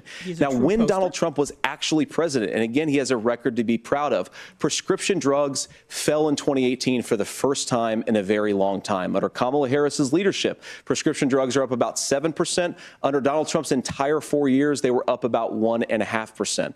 He introduced pricing transparency. Think about healthcare. You go into a hospital, you try to buy something, and nobody knows what it actually costs. That price transparency will actually give American consumers a little bit more choice and will also drive down costs. And we talked about, the reinsurance regulations is what I was talking about. Look, Donald Trump has said that if we allow states to experiment a little bit on how to cover both the chronically ill but the non-chronically ill, it's not just a plan. He actually implemented some of these regulations when he was president of the United States. And I think you can make a really good argument that it salvaged Obamacare, which was doing disastrously until Donald Trump came along. And I think this is an important point about President Trump. Of course, you don't have to agree with everything that President Trump has ever said or ever done. But when Obamacare was crushing under the weight of its own regulatory burden and health care costs, Donald Trump could have destroyed the program. Instead, he worked in a bipartisan way to ensure that Americans had access to affordable care. It's not perfect, of course, and there's so much more that we can do, but I think that Donald Trump has earned the right to put in place some better health care policies. He's earned it because he did it successfully the first time. Governor? All right, here's where being an old guy gives you some history. I was there at the creation of the ACA, and the reason it was so important is I come from a major healthcare state, home of the Mayo Clinic, home to Medical Alley. 3M, Medtronic, all of those. We understand healthcare. It's why we're ranked first on affordability and accessibility and quality of healthcare. And so what I know is under Kamala Harris, more people are covered than they have before. And those of you listening, this is critical to you. Now, Donald Trump all of a sudden wants to go back and remember this. He ran on the first thing he was going to do on day one was to repeal Obamacare. On day one, he tried to sign an executive order to repeal the ACA. He signed on to a lawsuit to repeal the ACA, but lost at the Supreme Court. And he would have repealed the ACA had it not been for the courage of John McCain to save that bill. Now, fast forward, what that means to you is you lose your pre-existing conditions. If you're sitting at home and you got asthma, too bad. If you're a woman, probably not. Broke your foot during football, might kick you out. Your kids get kicked out when they're 26. Kamala Harris negotiated drug prices for the first time with Medicare. Did he say we have Kamala 10 Harris? drugs that will come online, the most common ones that'll be there. But look, this issue, and when Donald Trump said, I've got a concept of a plan, it cracked me up as a fourth grade teacher because my kids would have never given me that. But what Senator Vance just explained might be worse than a concept, because what he explained is pre-Obamacare. And I'll make this as simple as possible because I have done this for a long time. What they're saying is, if you're healthy, why should you be paying more? So what they're going to do is let insurance companies pick who they insure, because guess what happens? You pay your premium, it's not much. They figure they're not going to have to pay out to you. But those of you a little older, gray, got cancer, you're going to get kicked out of it. That's why the system didn't work. Kamala Harris will protect and enhance the ACA. Governor, thank you. Senator, you have not yet explained how you would protect people with pre-existing conditions or laid out that plan. Well, look, we currently have laws and regulations in place right now that protect people with pre-existing conditions. We want to keep those regulations in place, but we also want to make the health insurance marketplace function a little bit better. Now, what Governor Walz just said is actually not true. A lot of what happened, and the reason that Obamacare was crushing under its own weight, is that a lot of young and healthy people were leaving the exchanges. Donald Trump actually helped address that problem, and he did so in a way that preserved people's access to coverage who had pre-existing conditions. But again, something that these guys do is they make a lot of claims about if Donald Trump becomes president, all of these terrible consequences are going to ensue.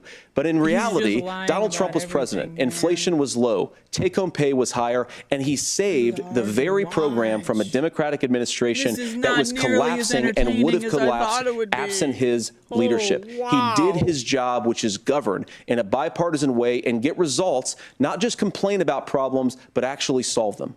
Governor, did enrollment under the Affordable Care Act go up under the Trump administration? It's higher now. that we've seen it go up. Look, people are using it. The system works. And the question about this of young people or whatever, that's the individual mandate piece of this. And Republicans fought tooth and nail saying, well, Americans should be free to do this. Well, then what happens is... So you think the individual mandate's a good idea? You shrink. I think the idea of making sure the risk pool is broad enough to cover everyone, that's the only way insurance works. When it doesn't, it collapses. You are asking pre-ACA where we get people out. Look, Medicare for all is this answer, that they need to be on health care. People expect it to be there. And when we are able to make it, and we are making it this way, when we incentivize people to be in the market, when we help people who might not be able to afford it get there, and we make sure then when you get sick and old, it's there for you. Because I heard people say, well, I don't want to buy into Medicare or whatever. Good luck buying health care once you get past 70. So look, the ACA works. We can continue to do better. Kamala Harris did that. The way she made everything better was negotiating those 10 drugs on Medicare for the first time in American history. Thank you. Margaret? Can I address that? I apologize. We're out of time. Ahead, we have a number of subjects to discuss. Margaret? Let's talk about families in America. There is a child care crisis in this country, and the United States is one of the very few developed countries in the world without a national paid leave program for new parents. Governor Walz, you've said that if Democrats win both the White House and Congress, this is a day one priority for you. How long should employers be required to pay workers while they are home taking care of their newborns? You have 2 minutes. Yeah, well, that's negotiable, and that's what Congress worked. But here's what the deal is. Americans sitting out there right now, you may work for a big company. Look, we're home in Minnesota to some of the largest Fortune 500 companies. Kamala Harris knows that in California. Those companies provide paid family and medical leave. One is, I think they're moral and they think it's a good thing, but it also keeps their employees healthy. We in Minnesota passed a paid family and medical leave. You have a child, and I had to go back to work 5 days after my kids were born. This allows you to stay home a certain amount of time. What we know is that gets the child off to a better start, the family works better, we stay in their employers, we get more consistency in that. So Kamala Harris has made it a priority. We implemented it in Minnesota and we see growth. That's how you become a pro-business state. But the negotiations on it, and here's the issue, those big companies are able to offer it. Those of you out there who don't have it, just imagine what happens if you get cancer or your child gets sick. We know what happens. You end up staying home. In some places, that means no paycheck because you've got no protection on that. This is the case of an economy that Donald Trump has set for the wealthiest amongst us. He's willing to give those tax breaks to the wealthiest. He's willing to say, bust those unions up, do whatever. What we're saying is the economy works best when it works for all of us. And so a paid family medical leave program, and I will tell you, go to the families or go to the businesses and ask them. As far as childcare on this, you have to take it at both the supply and the demand side. You can't expect the most important people in our lives to take either our children or our parents to get paid the least amount of money. And we have to make it easier for folks to be able to get into that business and then to make sure that folks are able to pay for that. We were able to do it in Minnesota, and I'm still telling you this. We were listed as the best state. We're still in crisis on this. A federal program of paid family and medical leave and help with this will enhance our workforce, enhance our families, and make it easier to have the children that you want. Governor, your time is up. Senator, do you support a national paid leave program? And if so, for how long should employers be mandated to pay their employees while they are home taking care of their newborn? You have 2 minutes. Yeah, well, first of all, Margaret, a number of my Republican colleagues and some Democrats, too, have worked on this issue. And I think there is a bipartisan solution here because a lot of us care about this issue. I mean, look, I speak from this very personally because I'm married to a beautiful woman who's an incredible mother to our 3 beautiful kids, but is also a very, very brilliant corporate litigator. And I'm so proud of her. But being a working mom, even for somebody with all of the advantages of my wife, is extraordinarily difficult. And it's not just difficult from a policy perspective. She actually had access to paid family leave because she worked for a bigger company. But the cultural pressure on young families and especially young women I think makes it really hard for people to choose the family model they want. A lot of young women would like to go back to work immediately. Some would like to spend a little time home with the kids. Some would like to spend longer at home with the kids. We should have a family care model that makes choice possible. And I think this is a very important substantive difference between Donald Trump and Kamala Harris's approach. I mean, look, if you look at the federal programs that we have that support paid family leave right now, the Community Development Block Grant, and there's another block grant program that spends a lot of money from the federal government. These programs only go to one kind of child care model. Let's say you'd like your church maybe to help you out with child care. Maybe you live in a rural area or an urban area and you'd like to get together with families in your neighborhood to provide child care in the way that makes the most sense. You don't get access to any of these federal monies. We want to promote choice in how we deliver family care and how we promote child care, because look, it is unacceptable. And you know, of course, Sim and I have been on the campaign trail a lot the past 7 or 8 weeks, and one of the biggest complaints I hear from young families is people who feel like they don't have options, like they're choosing between going to work or taking care for their kids. That is an incredible burden to put on American families. We're the only country that does it. I think we could do a heck of a lot better. Senator, thank you. You have also said, Senator Vance, many things about the American family. The Federal Reserve says parents will spend nearly as much on child care as they do on housing each month. So I want to get your thoughts on this. President Trump recently said, as much as child care is talked about as being expensive, it's relatively speaking not very expensive compared to the kinds of numbers we'll be taking in. What? Is President Trump committed to the $5,000 per child tax credit that you have described? You have 1 minute. Well, what President Trump said, Margaret, I just want to defend my running mate here a little bit, is that we're going to be taking in a lot of money by penalizing companies for shipping jobs overseas and penalizing countries who employ slave laborers and then ship their products back into our country and undercut the wages of American workers. It's the heart of the Donald Trump economic plan. Cut taxes for American workers and American families. Cut taxes for businesses that are hiring and building companies in the United States of America, but penalize companies and countries that are shipping jobs overseas. That's the heart of the economic proposal. And I think what President Trump is saying is that when we bring in this additional revenue with higher economic growth, we're going to be able to provide paid family leave, child care options that are viable and workable for a lot of American families. Can you clarify how that will solve the child care shortage? Well, because as Tim said, a lot of the child care shortage is we just don't have enough resources going into the multiple people who could be providing family care options. And we're going to have to, unfortunately, look, we're going to have to spend more money. We're going to have to induce more people to want to provide child care options for American families, because the reason it's so expensive right now is because you've got way too few people providing this very essential service. Thank you, Senator. Governor Walz, your ticket also has some child care tax credit proposals. Do you think Congress will agree to the $6,000 credit for newborns and $3,000 credit for children over the age of 6, as your campaign has promised? Is that realistic? Well, if these members of Congress are listening to anybody, I can tell you, and this is the biggest issue. Everybody listening tonight knows. I mean, I'm sure they were shocked to hear it's not that expensive. And let's be clear, whether it's $5,000 or $6,000, that pays you about 3 or 4 months.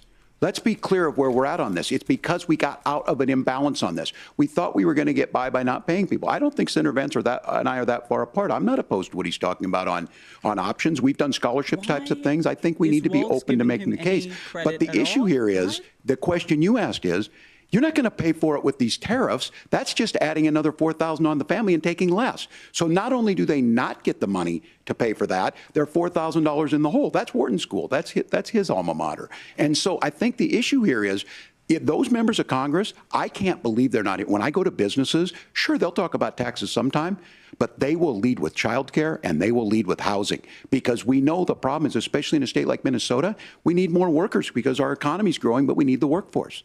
Governor, thank you. We need to move on. Nora? Let's talk about the state of democracy, the top issue for Americans after the economy and inflation. After the 2020 election, President Trump's campaign and others filed 62 lawsuits contesting the results.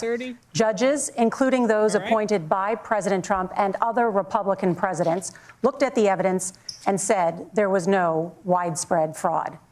The governors of every state in the nation, Republicans and Democrats, certified the 2020 election results and sent a legal slate of electors to Congress for January 6th. Senator Vance, you have said you would not have certified the last presidential election and would have asked the states to submit alternative electors. That has been called unconstitutional and illegal. Would you again seek to challenge this year's election results, even if every governor certifies the results? I'll give you 2 minutes.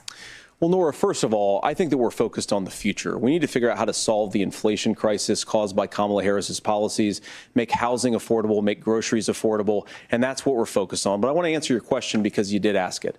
Look, what President Trump has said is that there were problems in 2020, and my own belief is that we should fight about those issues, debate those issues peacefully in the public square, and that's all I've said, and that's all that Donald Trump has said. Remember, he said that on January the 6th, the protesters ought to protest peacefully. And on January the 20th, what happened? Joe Biden became the president. Donald Trump left the White House. And now, of course, unfortunately, we have all of the negative policies that have come from the Harris-Biden administration. I believe that we actually do have a threat to democracy in this country, but unfortunately, it's not the threat to democracy that Kamala Harris and Tim Walz want to talk about. It is the threat of censorship. It's Americans casting aside lifelong friendships because of disagreements over politics. It's big technology companies silencing their fellow citizens. And it's Kamala Harris saying that rather than debate and persuade her fellow Americans, she'd like to censor people who engage in misinformation. I think that is a much bigger threat to democracy than anything that we've seen in this country in the last 4 years, in the last 40 years. Now, I'm really proud, especially given that I was raised by two lifelong blue-collar Democrats, to have the endorsement of Bobby Kennedy Jr. and Tulsi Gabbard, lifelong leaders in the Democratic coalition. And of course, they don't agree with me and Donald Trump on every issue. We don't have to agree on every issue, but we're united behind a basic American First Amendment principle that we ought to debate our differences. We ought to argue about them. We ought to try to persuade our fellow Americans. Kamala Harris is engaged in censorship at an industrial scale. She did it during COVID. She's done it over a number of other issues. And that, to me, is a much bigger threat to democracy than what Donald Trump said when he said that protesters should peacefully protest on January the 6th. Wow. Well, I've enjoyed tonight's debate, and I think there was a lot of commonality here. And I'm sympathetic to misspeaking on things, and I think I might have with the senator. Me too, man. There's one. You're though, just going to let him do troubling that? to me, and I say that because I think we need to tell the story. Donald Trump refused to acknowledge this. And the fact is that I don't think we can be the frog in the pot and let the boiling water go up. He was very clear. I mean, he lost this election, and he said he didn't. 140 police officers were beaten at the Capitol that day, some with the American flag. Several later died. And it wasn't just in there. In Minnesota, a group gathered on the state Capitol grounds in St. Paul and said, we're marching to the governor's residence, and there may be casualties. The only person there was my son and his dog, who was rushed out crying by state police. That issue, and Mike Pence standing there as they were chanting, hang Mike Pence. Mike Pence made the right decision. So, Senator, it was adjudicated over and over and over. I worked with kids long enough to know, and I said as a football coach, sometimes you really want to win, but the democracy is bigger than winning an election.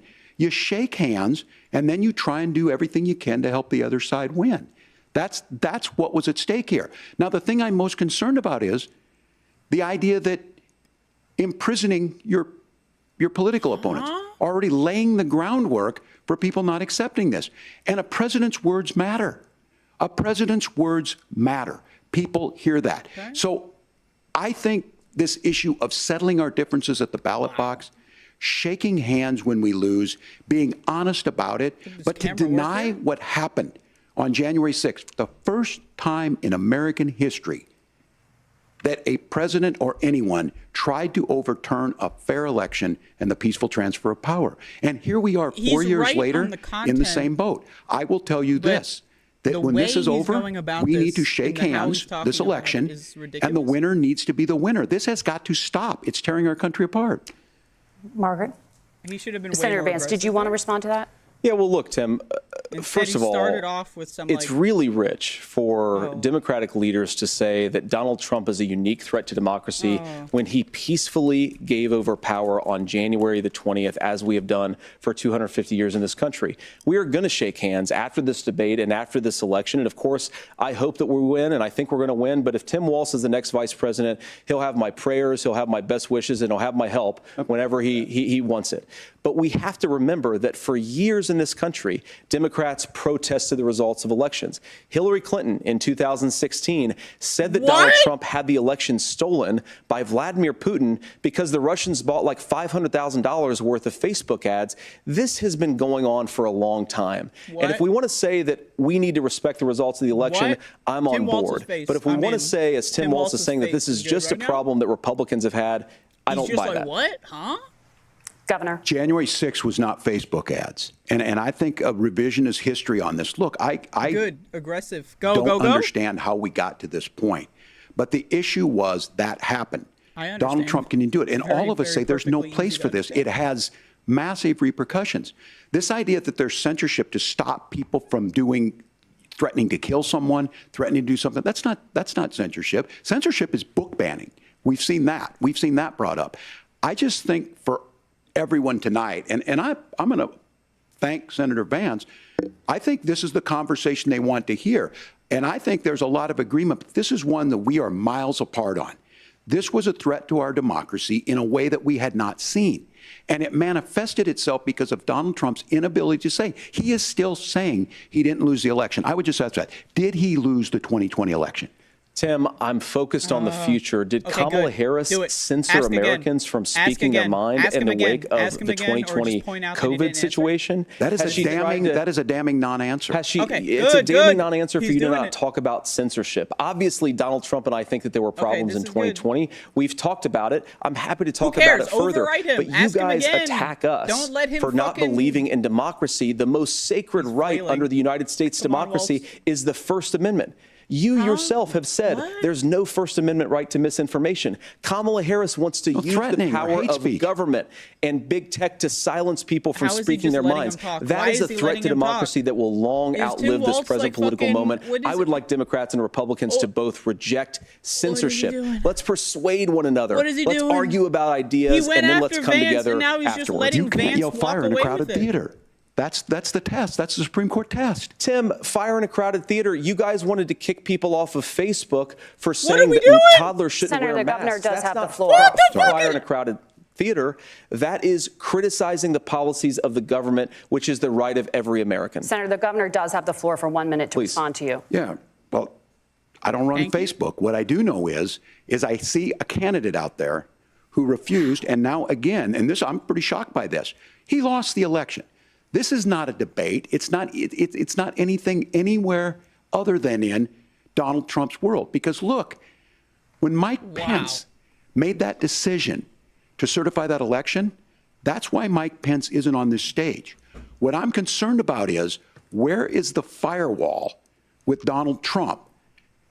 Where is the firewall if he knows where is Mike he could do anything, including Does anyone want to check up on an election?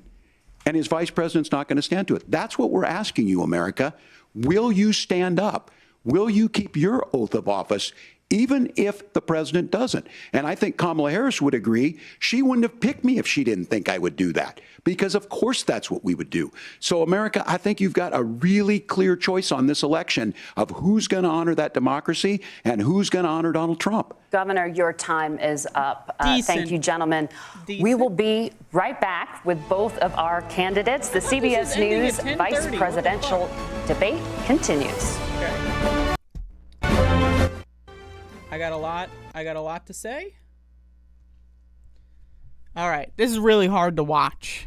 Also, I hope me eating candy is not distracting to anybody. I don't know if that is. This is really hard to watch. When Vance asked, or when they both have similar names for my brain, I don't know why.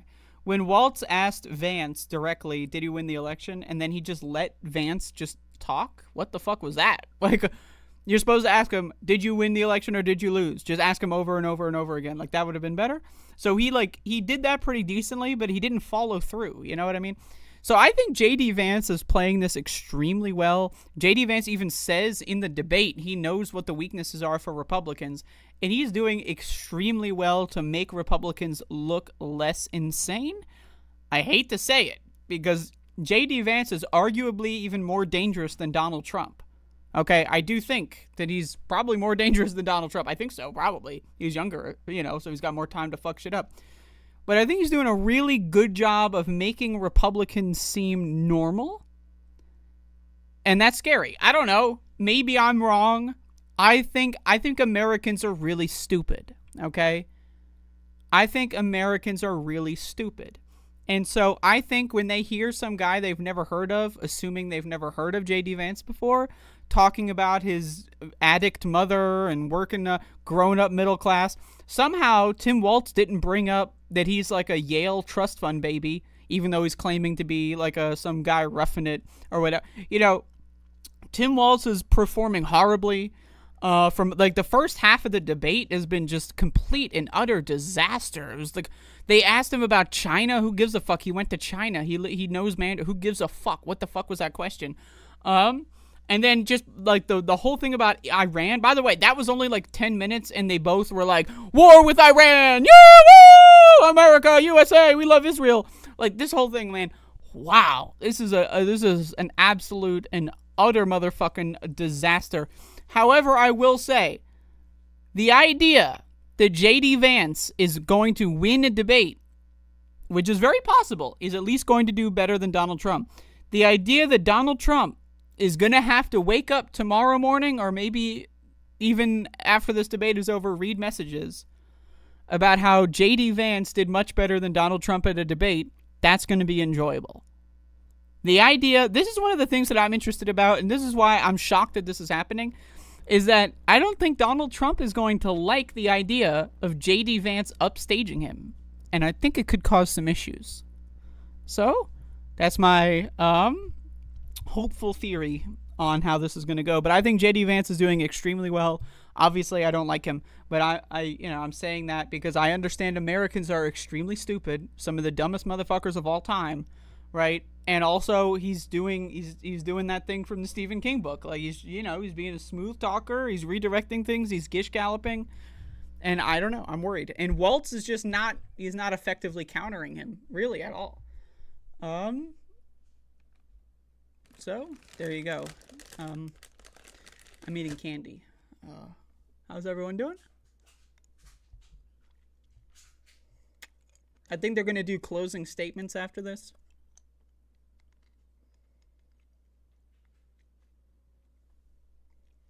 Maybe.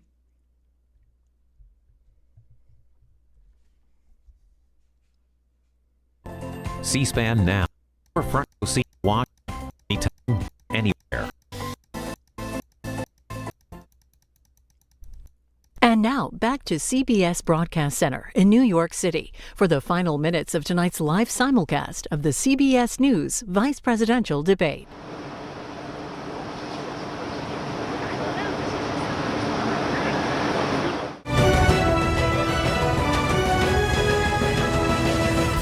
Welcome back to the CBS News Vice Presidential Debate. It is now time for the closing statements. Senator Vance won the virtual coin toss and elected to go last. So, Governor Walz, you are first. You have 2 minutes. Well, thank you, Senator Vance. Thank you to CBS News. And most importantly, thank you to all of you. If you're still up and the folks who miss Dancing with Our Stars, I appreciate it. But look, the support of the democracy matters. It matters that you're here.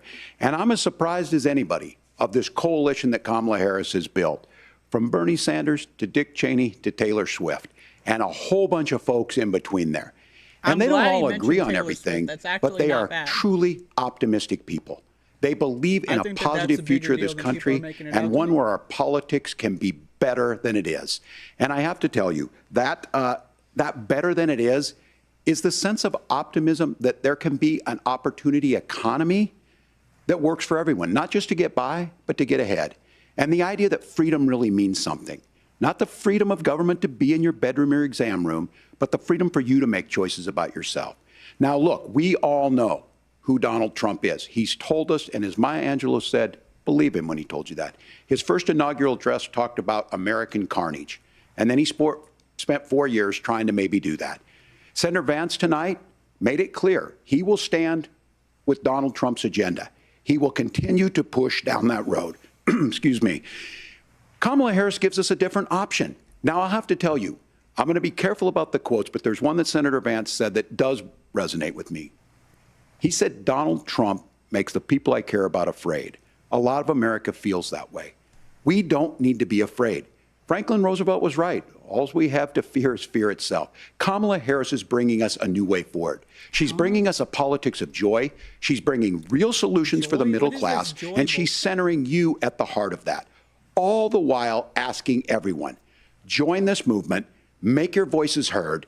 Let's look for a new day where everybody gets that opportunity and everybody gets a chance to thrive. I humbly ask for your vote on November 5th for Kamala Harris.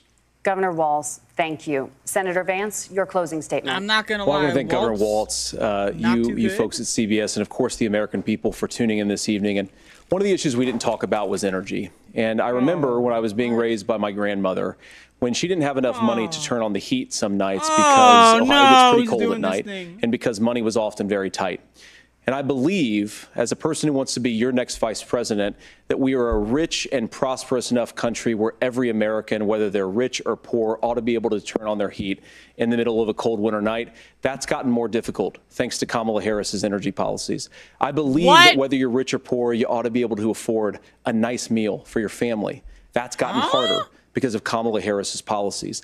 I believe that whether you're rich or poor, you ought to be able to afford to buy a house. You ought to be able to live in safe neighborhoods. You ought to not have your communities flooded with fentanyl. And that, too, has gotten harder with because of Kamala Harris's policies. He's just saying now, I've been in politics long enough to do what Kamala Harris does when she stands before the American people and says that on day one, she's going to work on all these challenges I just listed.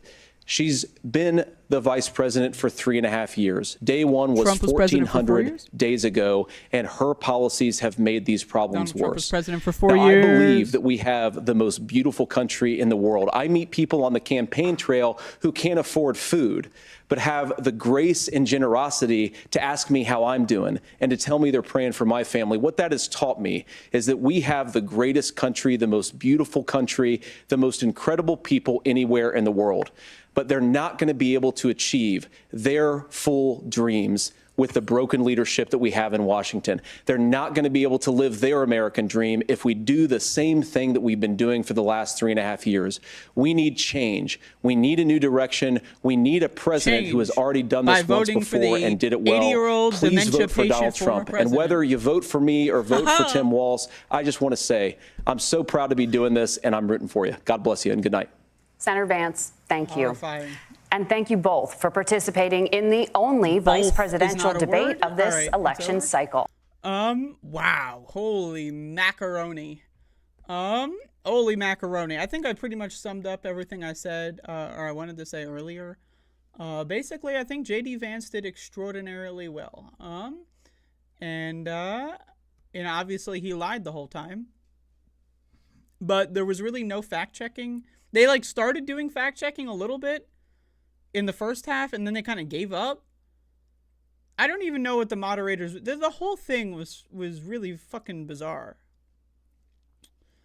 The immigrants are rising house prices? What the fuck? What? Immigrants are raising house prices. I don't even know what the fuck... Very, very strange little bit of television there. But hopefully you enjoyed the live program here. If anyone has any questions, comments, or concerns, feel free to levy them in my direction. But I'd like to take a moment to talk about Israel, man. Holy moly. Has anyone seen the news about Israel? The fact that they just kind of Iran fires missiles at Israel, and then they mention it for 10 minutes, and they agree, yes, we support World War III, and then they just move on? What? They both endorse and support Israel to do whatever the fuck they want. Anyway, next question. Huh? What the motherfucker? That was crazy to me. Wow. That's insane. Yeah, this debate, I think this is a net win for Republicans. I think Republicans gained more ground with this debate. Like, if I were to say the debate never happened, Democrats would be doing a lot better. I think this debate helps Republicans on the margins. Is it going to move anything? Is it going to end up shifting the election in any way? I don't think so. But I think that J.D. Vance did a really good job of making Republicans not look insane, even though they're very clearly insane. And the reason why I believe that is because he would just say random shit and then talk about how my gosh, now our mother is addicted to fentanyl, or like some other fucking horse shit that makes him seem relatable. And then he would go, and the immigrants are stealing all your houses. I don't know, man. Like, it's weird, but I think he did a decent job of seeming normal. Just because he didn't say shit like they're eating the dogs. Like, really, and the bar was so low that, I don't know, man. But that's pretty much all I got. I'm pretty nervous about what's going on in Israel. So, hopefully we don't all get blown up. And yeah, there's that hurricane. Man, it's pretty crazy. If only I did a news show, then I could have time to talk about all this. That'd be pretty cool. If I had a news show where I could talk about that, wouldn't that be interesting? It'd be pretty fucking interesting. Anyway, nope. I did something. I pressed a button. Oh, Jesus.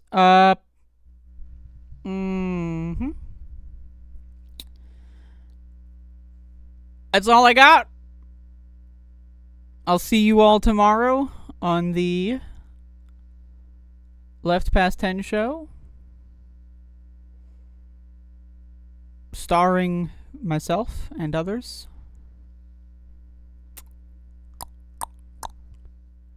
But, that's really all I got.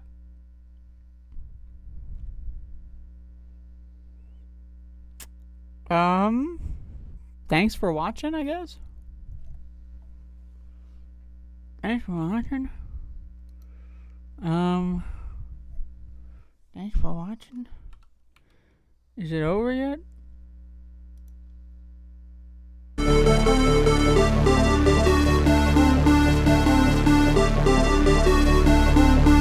I think it's over.